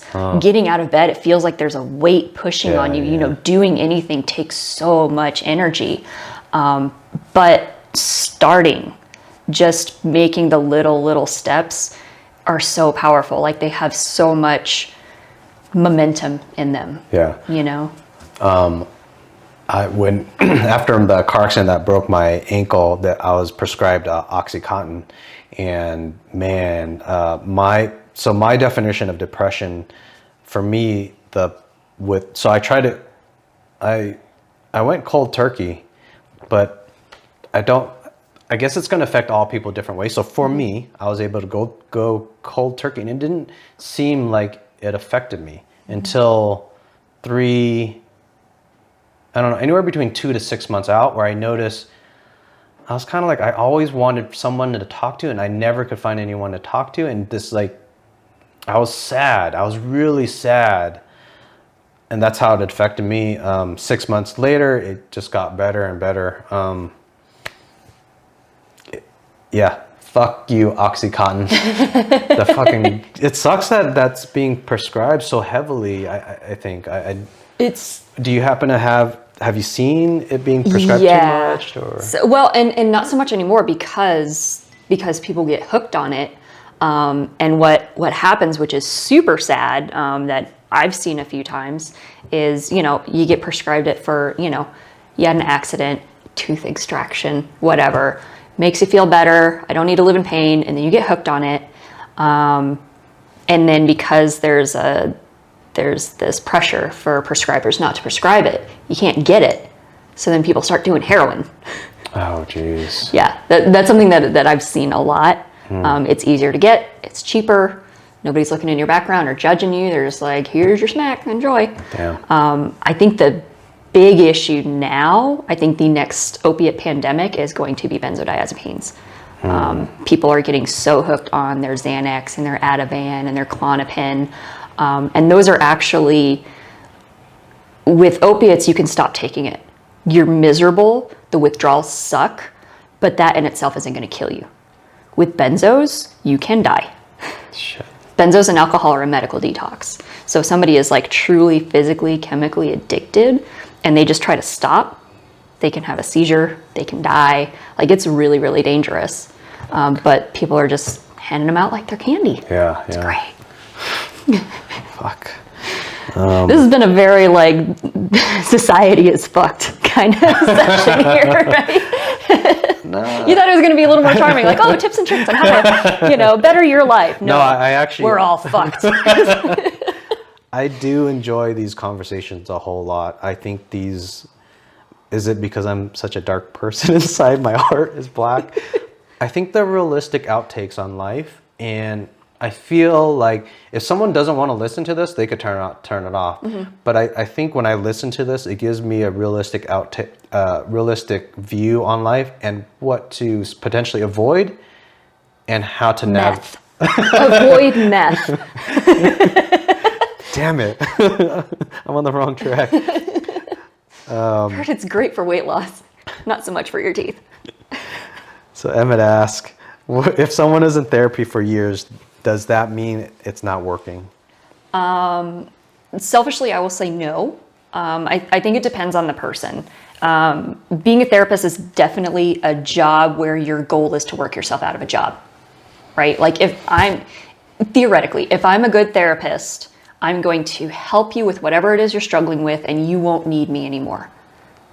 So that's kind of the goal, right? If I'm good at doing what I'm good, you're actually going to learn the skills and be able to apply them yourself.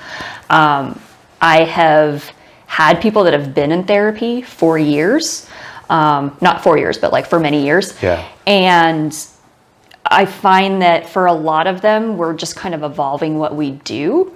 For some of them, we're trying different things until something actually works. For some of them, it's, initially we're working on this thing and we need to work on it really intensely. And then when that feels resolved, we'll just touch base every once in a while until something else comes up that you need some extra help with. So, and I know that that's also like, not to go into like a big brother kind of thing, but the way that our medical system is designed is you need to be cured in 10 treatments. And you're gonna do this textbook treatment, you're gonna do it, worksheets and stuff, and you need to be all better in 10 weeks, 12 weeks, whatever it is. And I don't think that's how it works. No. I think you have this connection and you learn this thing and you adapt in this way and you develop these skills, and that's awesome. And you take those with you. And then you encounter something new, and I'm not prepared for this, and maybe I need a little help going through that. So I don't think that it's like a failure or anything, as long as you're learning and adapting and continuing to do new things. If you just come in and talk about your crappy day every week, you're not really learning anything. You're just kind of venting. And for some people, that's what you want, but you're not really like growing. Mm-hmm. You're not evolving or adapting. Yeah, it totally makes sense. I'm actually trying to think of like a devil's advocate question on it, and I'm coming up dry, so. And honestly, like for some people, that's what they want out of a therapist, because they don't have like that social support network. So they just want to come in and like dump and vent and whatever, and they don't want anything framed back for them. They just want to like, I'm going to come and word vomit for an hour. I feel better. Thanks, doc, I'm out. And okay, that's fine. That's not really therapy, in my opinion. Yeah. Huh. Has anyone ever kind of said that's the treatment that they, like if they're coming in every weekend, have you actually had to tell them, hey, I don't think you really need me, like you just need a friend to vent to? Have you actually had to say that to someone? Kind of. So usually with my clients that my weekly clients that I see, I usually have that conversation pretty upfront. Every therapist has their own therapeutic style. I'm a human, I have a personality. Some would argue that I don't, but I think I do a little bit at least. And if that if that style works for you, then it's going to be a good therapeutic relationship. If it doesn't, then you should probably find somebody else. And so far that hasn't really been a problem because I'm very upfront, about this is what I do. If you just want to word vomit, that's cool. I think you're wasting your money, but if that's what you want to do, you can do that. But, I'm going to give you feedback because that's what I do. And if you don't want feedback, you're in the wrong place. So maybe to play devil's advocate on what I think Emmett might be, if some amazing situation, all your clients all the veterans that you work with, they're like, hey, we're cleared this Renee girl. She's amazing. We're done with her. Cured. Would you be out of a job or I think Emmett's question maybe is like, are you trying to find job security? So that, do you see where I'm kind of going with all that? Right. So I guess the good thing about what I do is, as we discussed before, our society is going down the crapper. So that's a lot of job security for me. Also working with veterans. So you like Facebook? You like Twitter? Do you have stock in? Bring it. But our military is going to keep screwing people up. So I'm always going to have veterans to work with as well. Yeah. Also, the, upcoming benzo, pandemic crisis, whatever you want to call it, I think that's going to be a big, big issue going forward. Yeah. That I see, at least. So, yeah, I definitely feel that I have job security. Don't ever cut yourself short if you think I'm grabbing the phone. I'm just trying to preload the next question. Yeah. So Emmett follows up with, is it the goal to help people become happy, functioning, productive, independent adults? Now, that's an interest. I think my outtake on his question, happiness or functionality, or productiveness, where do you... Like which is the avenue for which they should be steered? I think the happiness thing is very, very loaded and intangible. I think a lot of times we have this concept of happiness is a place. It's a destination. And we're always looking to when do I get there? When do I feel that? Moving target. Yeah, and we think that it's this constant feeling of joy. And from people that have been very successful and people that, have, achieved enlightenment, that's not the description of happiness. It's kind of it seems like it's almost a contentment, I have this thing and that's okay. This is my life and that's okay. Or I have chosen this path and I'm okay with it. I think that's kind of more what the goal is. Yeah. And in terms of goals of therapy, for me, it's not so much about what I want for somebody. I mean, obviously I have my things that I want. I want for all of, my patients and my clients to feel content, to be comfortable in their own skin, to feel like they're contributing whatever they want to contribute, whether it's, they have a job or they're an artist or they're just a really nice person or whatever. I want for them to feel that. But I think everybody has kind of their own goals. And a lot of people, when they come into therapy, they have something very specific that they want to work on. I don't know if that answered his question at all. Yeah, no, I think it did. I think for me, it's about helping people stop trying to hit that moving target, and just kind of acceptance. Dealing with my family, I've been using the word, are they in a sustainable state of mind?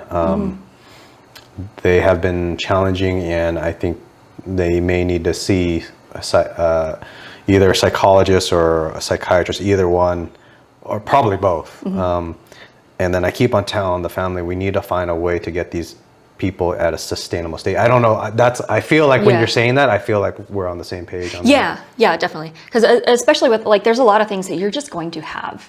If you have I think everybody goes through depressive episodes, right? You have crappy stuff happen in your life, or you have total lack of support, you feel alone, whatever. We all go through stages of depression. We all go through stages of anxiety.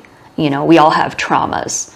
And some people have clinical depression, where it's actually like a chemical imbalance you know? And when you have that, you're always going to have that to a certain degree. And it's about being able to sustain. It's about, can I function the way that I want to?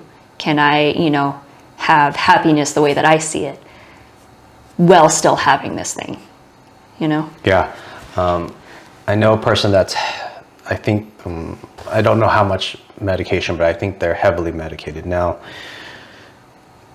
Ooh, let's talk about meds. Is it morally, I don't know where to think what's moral. If they're heavily medicated, or they could, if they're not medicated, they would be hearing voices in their head, supposedly.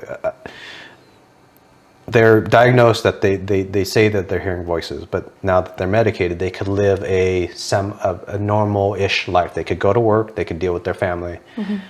Some people will say, well, you're using medication. You're playing with what God gave them. You're messing things up. What's your stance on that? I think in general we're overly medicated.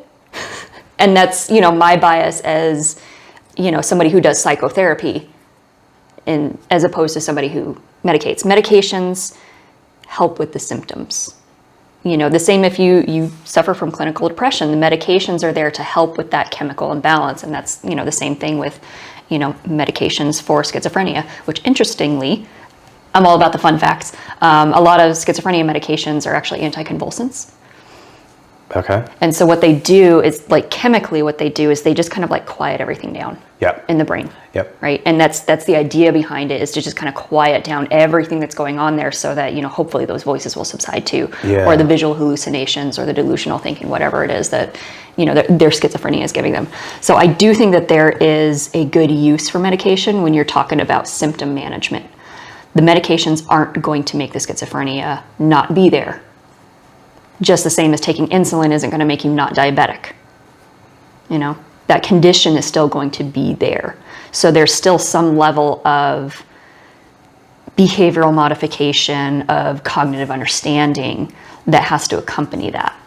And I think that's where a lot of people, if we're looking at like the big issues, that's where a lot of people don't want to or aren't able to take that extra step. You know, we want the medications to make us feel good, but they're not going to make it go away. They're just going to help it, but it's still going to be there. That totally didn't answer your question at all. No. But I think medications have a good role to play, especially when you're talking about something as serious as schizophrenia. You know, because it can be completely debilitating.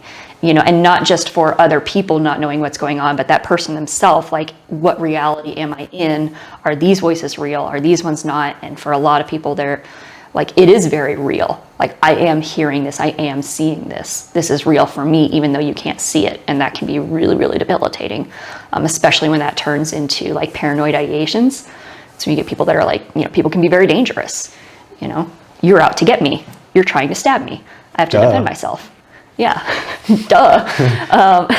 So that definitely there is a large role that medications play.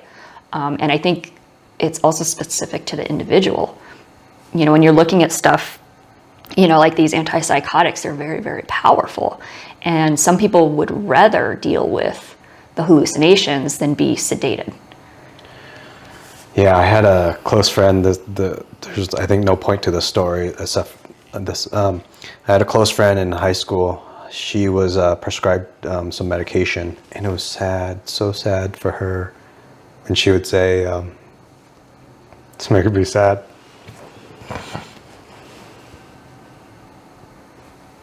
That she didn't want to take the meds because it brought down her feelings and everything. Mm-hmm. I don't know.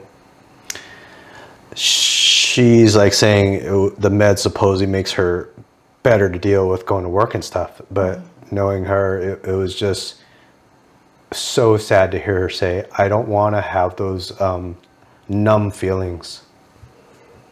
I didn't know the answer. I mean, when you're that age, I probably still don't know the answer now. Yeah. I think not fixing the root of the problem. Mm-hmm. And some of it, like, it can't be fixed. You know, like you can't go in and surgically remove depression. You can't go in and just take out trauma or schizophrenia. Like you can't, you know, it's there. And it's about where do you find that balance, you know? Like especially when I was first out of school, I worked with kids and I just can't, because I can't see kids being medicated, heavily medicated, because other people can't deal with them. I think that's what happens a lot is you're medicated not so much for you, but because I can't deal with you because you're just too much. You know, you're a little extra and I don't know what to do with it. So I'm just going to kind of put you on something to just, you know, calm you down. Yeah. And it's hard to see people go through that. And especially when they don't have a choice. And then that becomes a label and then that sticks and that becomes their identity. Damn. But yeah, we can't just take it out, you know? When you think of, when you say people are over-medicated, where do you think the majority, is there an answer? Is there something that, at least that we could easily fix for the majority at all? Is there some answer? Yeah, just not give them meds. just don't give them meds. Seriously? Well, yes and no. Everybody wants that magic pill. Yeah. Right? Yeah. I want a magic pill that's going to make me have a kick-ass body, be super smart, never feel tired. I actually thought your answer was going to be get them off the meds, but use that money. Say the medical, say the average amount, whatever, $30 a month that these on average people are paying through their insurance. Get that $30 and the insurance money to facilities like yours, and or get more money in there, and then get people into therapy. That's what I actually thought your answer was going to be. So when you said nothing, I'm like, was it going to be so flippant? Yeah. Well, and I think that there is a culture of people too that is so institutionalized that all they want to do is be in therapy and intensive therapy, like in residential treatment. And they don't know how to function just on their own. So they will go from treatment center to treatment center to treatment center, and that kind of becomes their whole life. So I think it's a all around lack of ability to adapt.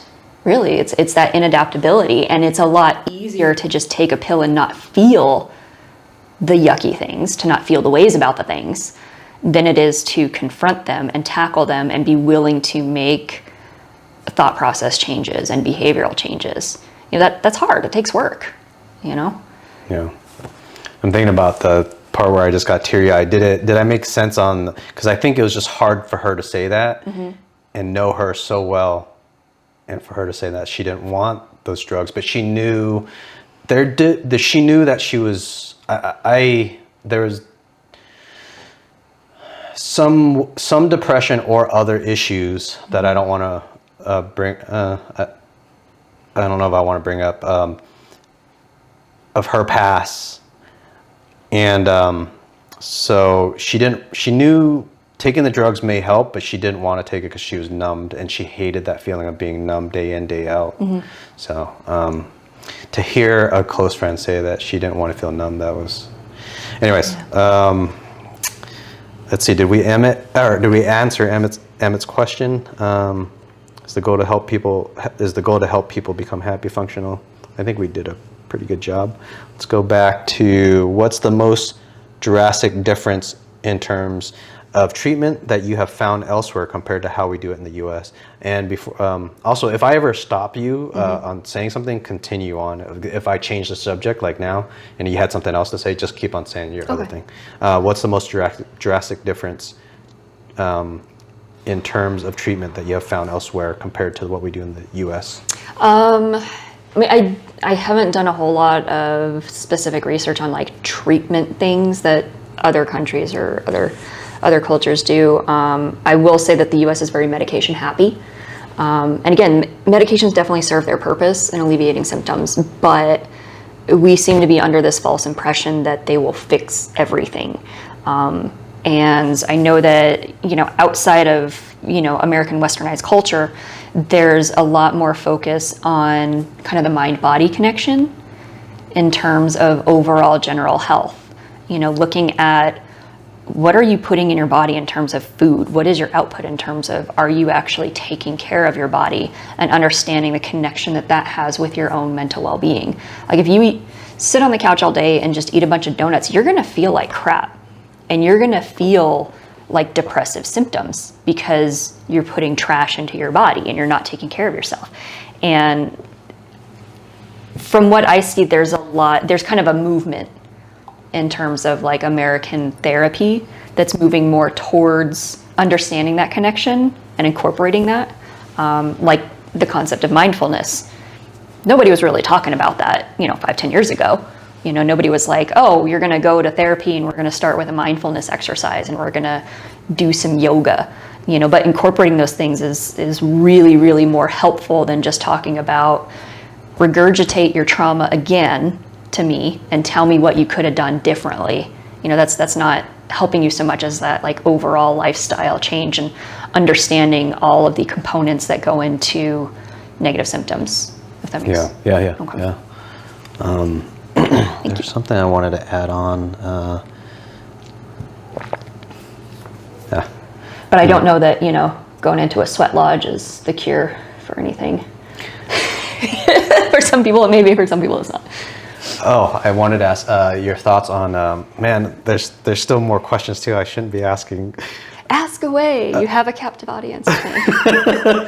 We have 1, 2, 3, 4, 5, 6, 7, 8, 9, 10, 11, 12, 13, 14, 15, 16, Dang. 17, 18 questions, and we're probably 15 minutes. So much interest. We can always do a second session, I guess. All right, awesome.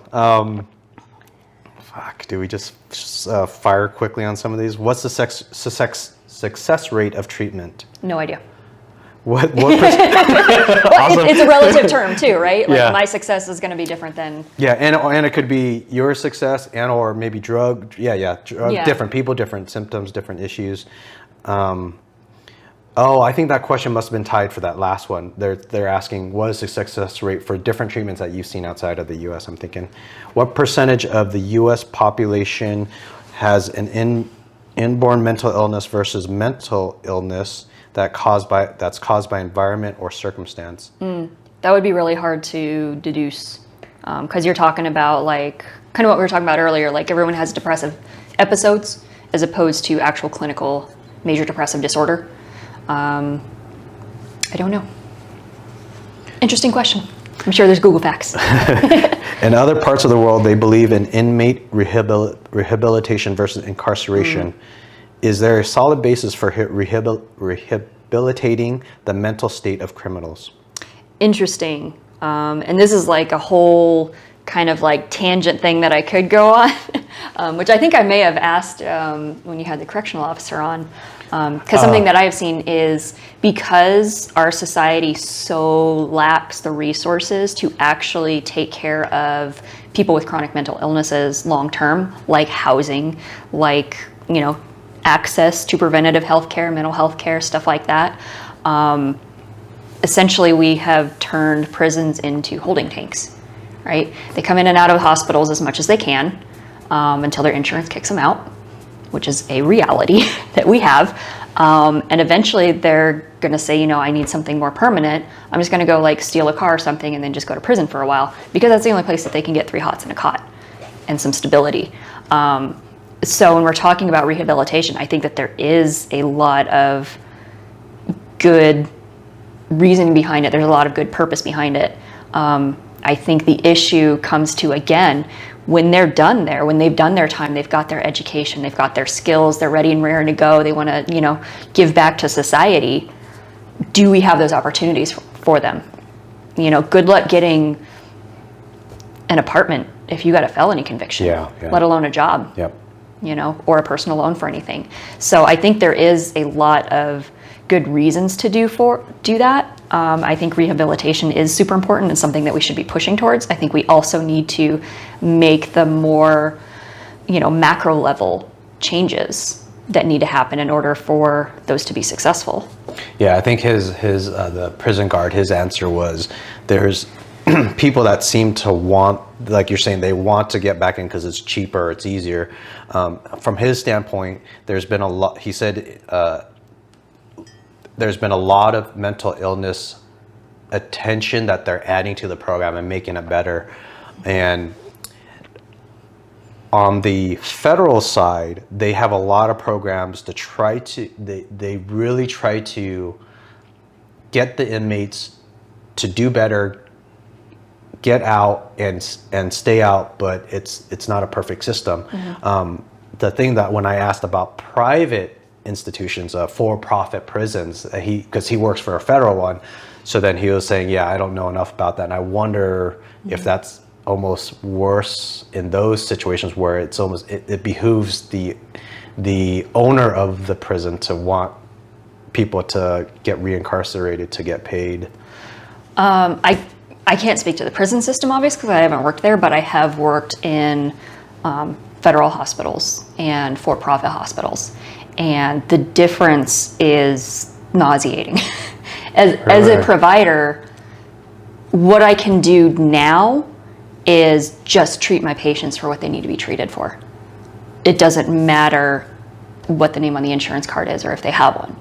In a for-profit hospital, your length of stay, your quality of care is contingent upon what you can pay for. So there is, and I don't know that there's an intentional motivation to not have, the support outside of the hospital setting, but it's not there. A lot of times it's you get your acute care, you get your medications adjusted, you get therapy for 5 or 6 days, and then maybe you step down to an outpatient program if your insurance covers it. If not, you're going back to the homeless shelter, and here's a script for 30 days. Find a doctor and get it renewed. Yeah. So there's, Yeah. definitely similar systemic issues. This question is phrased as, I know every patient will vary case by case, but do you think there has been the most successful treatments for patients? What do you think has been the most successful treatment for patients you have seen?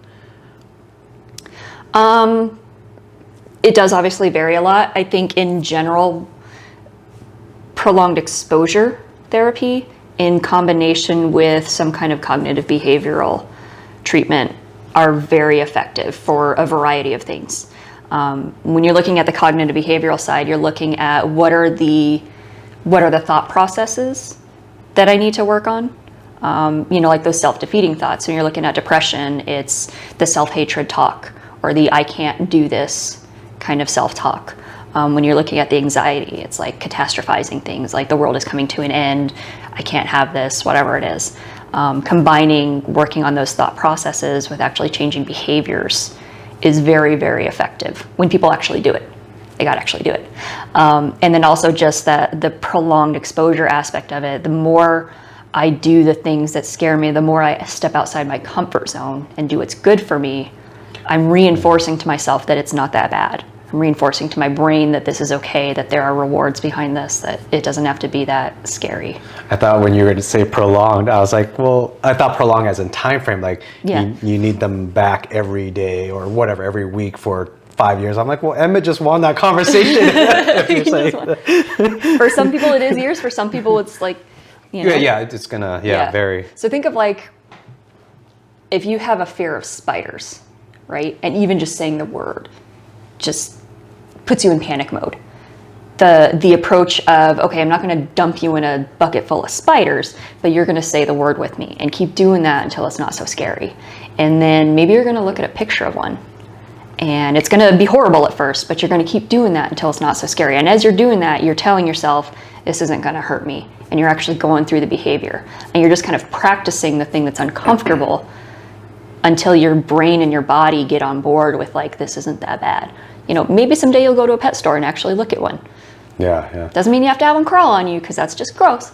But back in the day, the tangent story, back in the day when Planet Earth, the documentary series came out, my friend Susan, who hopefully will do an interview eventually, she has a phobia of sharks. Mm-hmm. And she's like, I don't want to watch that. Like, I don't want to see a shark. When I see a face, it freaks me out. I'm like, okay, well, the series has like 6 series and this one's 4. And let's watch this one. I want you to, this is an amazing series. I don't know how the fuck, I put it in the DVD in, I hit fast forward to a random spot. And guess what? A fucking shark. And she's like, what the fuck? Like, what? This is forest. It's the whole thing's supposed to be about forest. The old forest shark. I'm a psychiatrist. I was trying to heal you, Susan. Poor Susan. I'm sorry. You gradually get there. Is there any you prefer more for treating? Is there any you?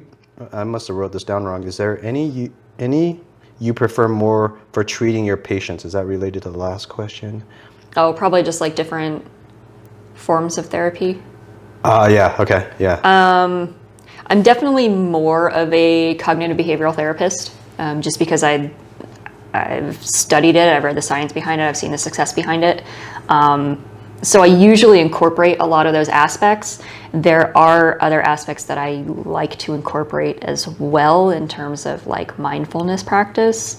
I think there's a lot of power in that as well.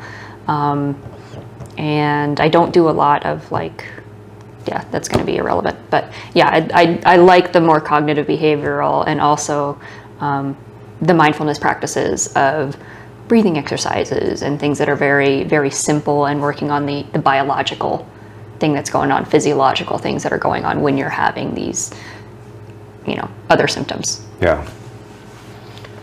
Do you ever tell people what to do, or is it more about leading the person to come to their own awareness or discoveries about themselves? Ideally, it's the latter. I've had situations where, people will come to me and say that they're completely stuck, and through the course of just kind of like word vomiting, they come to the conclusion that they needed to come to, and they're like, thanks so much. And I've literally sat there the whole time, and I'm like, cool, glad I could help. I think for a lot of people, they have it in them. They know what the solution is. It's just whether it's holding the mirror up to them or taking all the word vomit that they've put on the table and picking out what's important and feeding it back to them. So ideally, it's helping them come to the own conclusion. Sometimes you just got to be blunt with somebody and be like, girl, get out of that relationship. It's few and far between, and we try not to do that because I'm not your life coach. I'm here to help you come to your conclusions, but some people need a little bit more firm hand. Yeah. I guess. Mm-hmm. It makes me think of, I want to ask how do you get them to discover their issue, but that's probably going to be so huge, right? I mean, that's your whole entire job, so. kind of. So maybe I shouldn't ask that right now when we only can't give you the secrets, man. We got like 3 minutes. Let's do these, I'll do the final 5 only, and then we'll hopefully do a part 2. If you want. Dude, I think I spend too much time just thinking about human nature, what's good for us. It bleeds into probably philosophy and then maybe, but I think a lot of it is more psychological, I think. It's all related, It really is. Philosophy is the study of why, right? It's essentially asking the questions. I thought it was, I think that's probably more correct. I think of it as what is moral and what is right or wrong. But I guess the why of that, not the doing of it. Yeah. That's what I think of philosophy, where I think psychology, I think that how do we get us humans to do that? Mm-hmm. So. Yeah, I think philosophy develops the questions. Yeah. And then we have these scientific fields that try to answer them. Yeah. And I spend so much time trying to break down, are we humans headed towards Terminator, or are we headed towards, I don't even know I don't think we're heading towards utopia, but I spend so much time thinking about that, and I think there are questions that I would love to continue this conversation. Do you ever wonder if we're actually aliens? That one, right, so yes and no, but I what can we do about it right this second? Mm-hmm. And so what I would say is we have to get out to space, I think, or study physics deeper. I think that's the only route to answer that question. Mm-hmm. So we have to do that first. That's our baby step. Until we get there, we can't do anything else with it. No, that makes sense. Okay. Like, we can't do anything about it. So but it's always like, maybe we are. Yeah. Like, we're the alien species that transplanted here, and there was some major screw up where we lost our technology and forgot that that's what we are. I would love to get deep into You this. know? And then what do you think about if we're in a simulation? Right? The Matrix. Yeah. All that. Yeah, we need to fucking do a deep dive on that shit. Okay, final questions from the Sumviet. I don't know if I'm gonna keep Sumviet as the long-term name, but that's what I thought I was gonna be more in Vietnam when doing this. And I could change the name of the channel, but it would be not good for the situation right now. I may change it to the Liem podcast eventually. Anyways, so these are some final questions. What habits do you have that greatly improve or impact your life? I think I used to have daily habits too. Yeah. I'd say self-care, but that's such a general term. I think for me, there was like a pivotal moment where I decided to not be miserable. I made a conscious choice that I was taking myself and I was taking life way too seriously, and I didn't have to do that. And I need to not take life so seriously. For me, and it took until I was into my 30s, before I kind of realized, like, I'm taking this way too seriously. And working in a job where I previously was, where basically you're working with these clients and these patients with terminal illnesses, and you're hanging out with them until they die, really puts your own mortality into perspective. And I just chose to not be miserable all the time. And yeah, I still get pissed off with stuff. I get road rage like crazy, and I get, upset about dumb things that in the big picture don't matter. But I think in general, I've had this mind shift change, and that has been, I think that's the one thing for me that has contributed to me just like being okay with life and things and myself and, happiness, if that's what we're going to call it. Mm-hmm. I like that answer. I know it's not a tonic water. Sorry. Is there something that you do for yourself in that to not take it seriously, to not take life so seriously and or be miserable? Is there something like, well, I guess called watching children fall down? Is it? I just push the neighbor's kid down and I feel great. At the point of like 25 years old, did you watch maybe once a year you would watch a kid fall down, and now in your 30s you watch 20 videos a day? Daily, man. That's really been a game changer for me. Self-reflection, I think, is really important because it's keeping yourself in check. It's keeping yourself grounded. I started journaling like when I was in college. I was having these horrible, horrible headaches. And they were like debilitating. Like I would be under the table like crying because it hurt so bad. I went to the doctors. They thought I had like a brain tumor or something. They did scans. Nothing was there. I was stressed. I was putting so much pressure on myself to, I was double majoring. I was working 2 full-time jobs, and I took everything so seriously. Every little decision was life or death. Yeah. And I was just putting pressure on myself. So I started journaling, and it actually helped. And even if it was just ranting, now, like, I really practice what I preach with my patients. I've done gratitude journaling, where every day you just come up with 3 things at the end of the day that you're grateful for. Even if it's just, hey, I didn't shit myself today. Not that that's a problem, but I didn't, and that was great. Or, I have a roof over my head, or, I have awesome friends, or whatever it is. It's really, really helpful. And there's like finding journal prompts to use is really, really helpful. And it just kind of forces you to look at yourself and put your life into perspective. So for me, that's something that I do that really helps keep me grounded. What's a journal prompt? So you can find them like online or anywhere, but it's usually just like a sentence that just gives you an idea to write about. Oh, okay. So, and sometimes it is questions like, what's something good that you did for yourself today? What's your favorite thing about yourself? What would you change if you could? Gotcha. What's your happiest memory? Stuff like that. Yeah. Awesome. What do you know about Vietnamese culture, or what do you find most intriguing about it? Not much. Not that I don't find anything intriguing. I don't know a whole lot. Yeah. That's fair enough.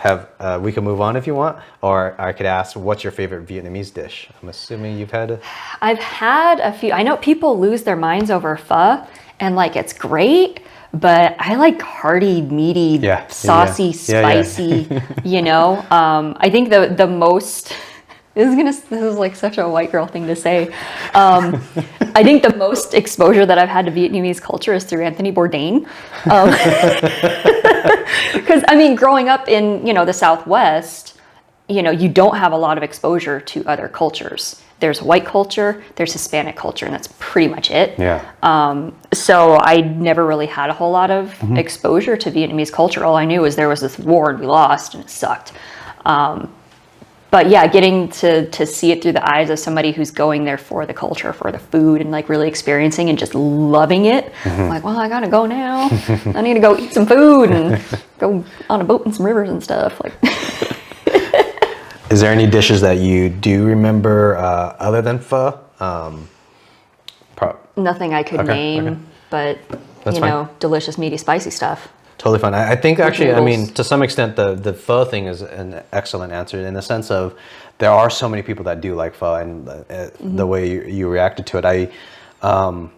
My personal, all the Vietnamese food, my personal experience with all the Vietnamese food, I actually do think pho is kind of I like it, but I do agree when there are other dishes that I like more than pho. Pho is actually probably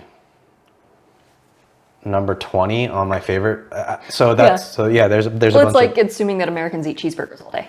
We have them. It's great. It's cool. Yeah. It's not like a staple of our diet. Yeah.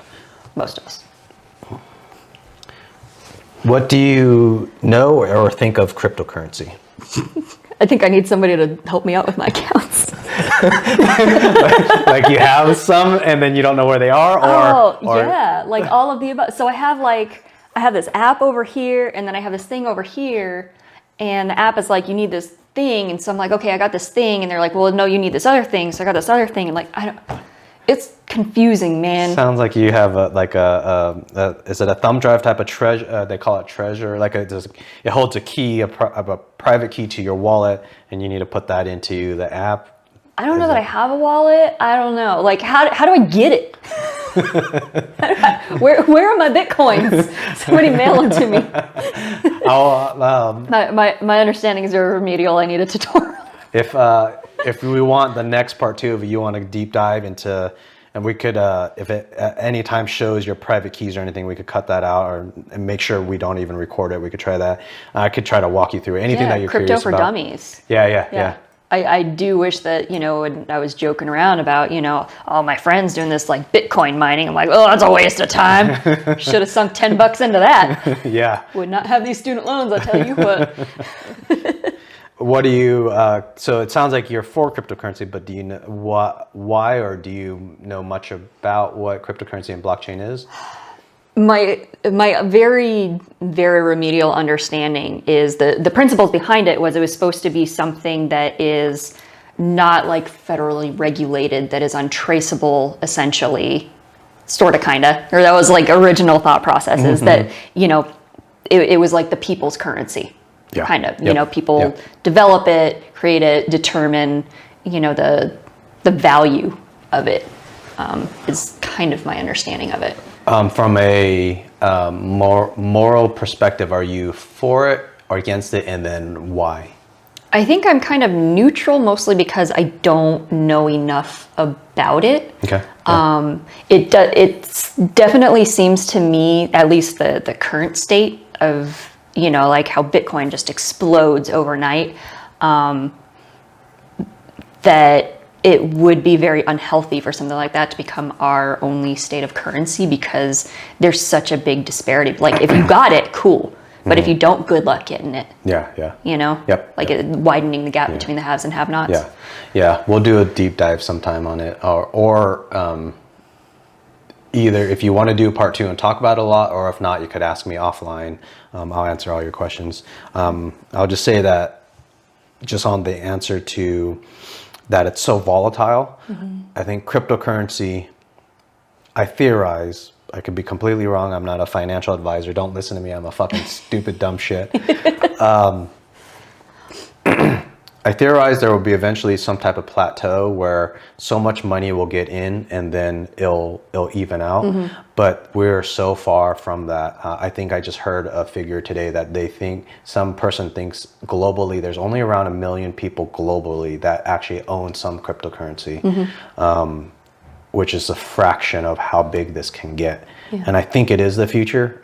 I hope it's the future. I see why it should be the future from a technological standpoint. This is technology that is so fundamentally innovative that there's so much good out of a decentralized consensus that we could all benefit from. And it does need money in there. It does need a value. Some people say, why don't we just use blockchain as a consensus? But there needs to be a value for the miners to do a good job and get paid to do a good job, but they will charge the least amount of money. So I think, I forget, what did you said that it's so volatile. So I think once we get there, it's going to be 40 years out, maybe, that hopefully that plateau will happen. I hope it happens.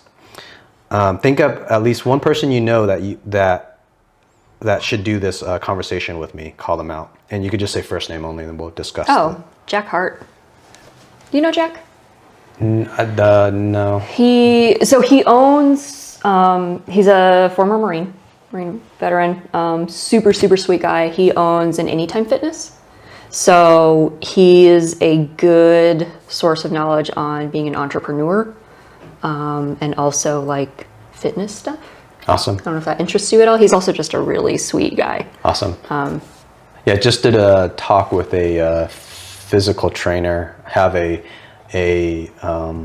what's the other one that deals with, they're more on the medical side right before the physical trainer. I forget the name, but it looks like I'll be scheduling a talk with them. But I mean, that's the beauty of actually this format. Every person, even if it's the same profession, they usually have some type of story, and that I love hearing the stories, and I think we could all learn from it. And that's it, unless you want to call out anyone else. But if that's done, cheers to this conversation. Thanks. And hopefully we'll have you back soon. I'd like that.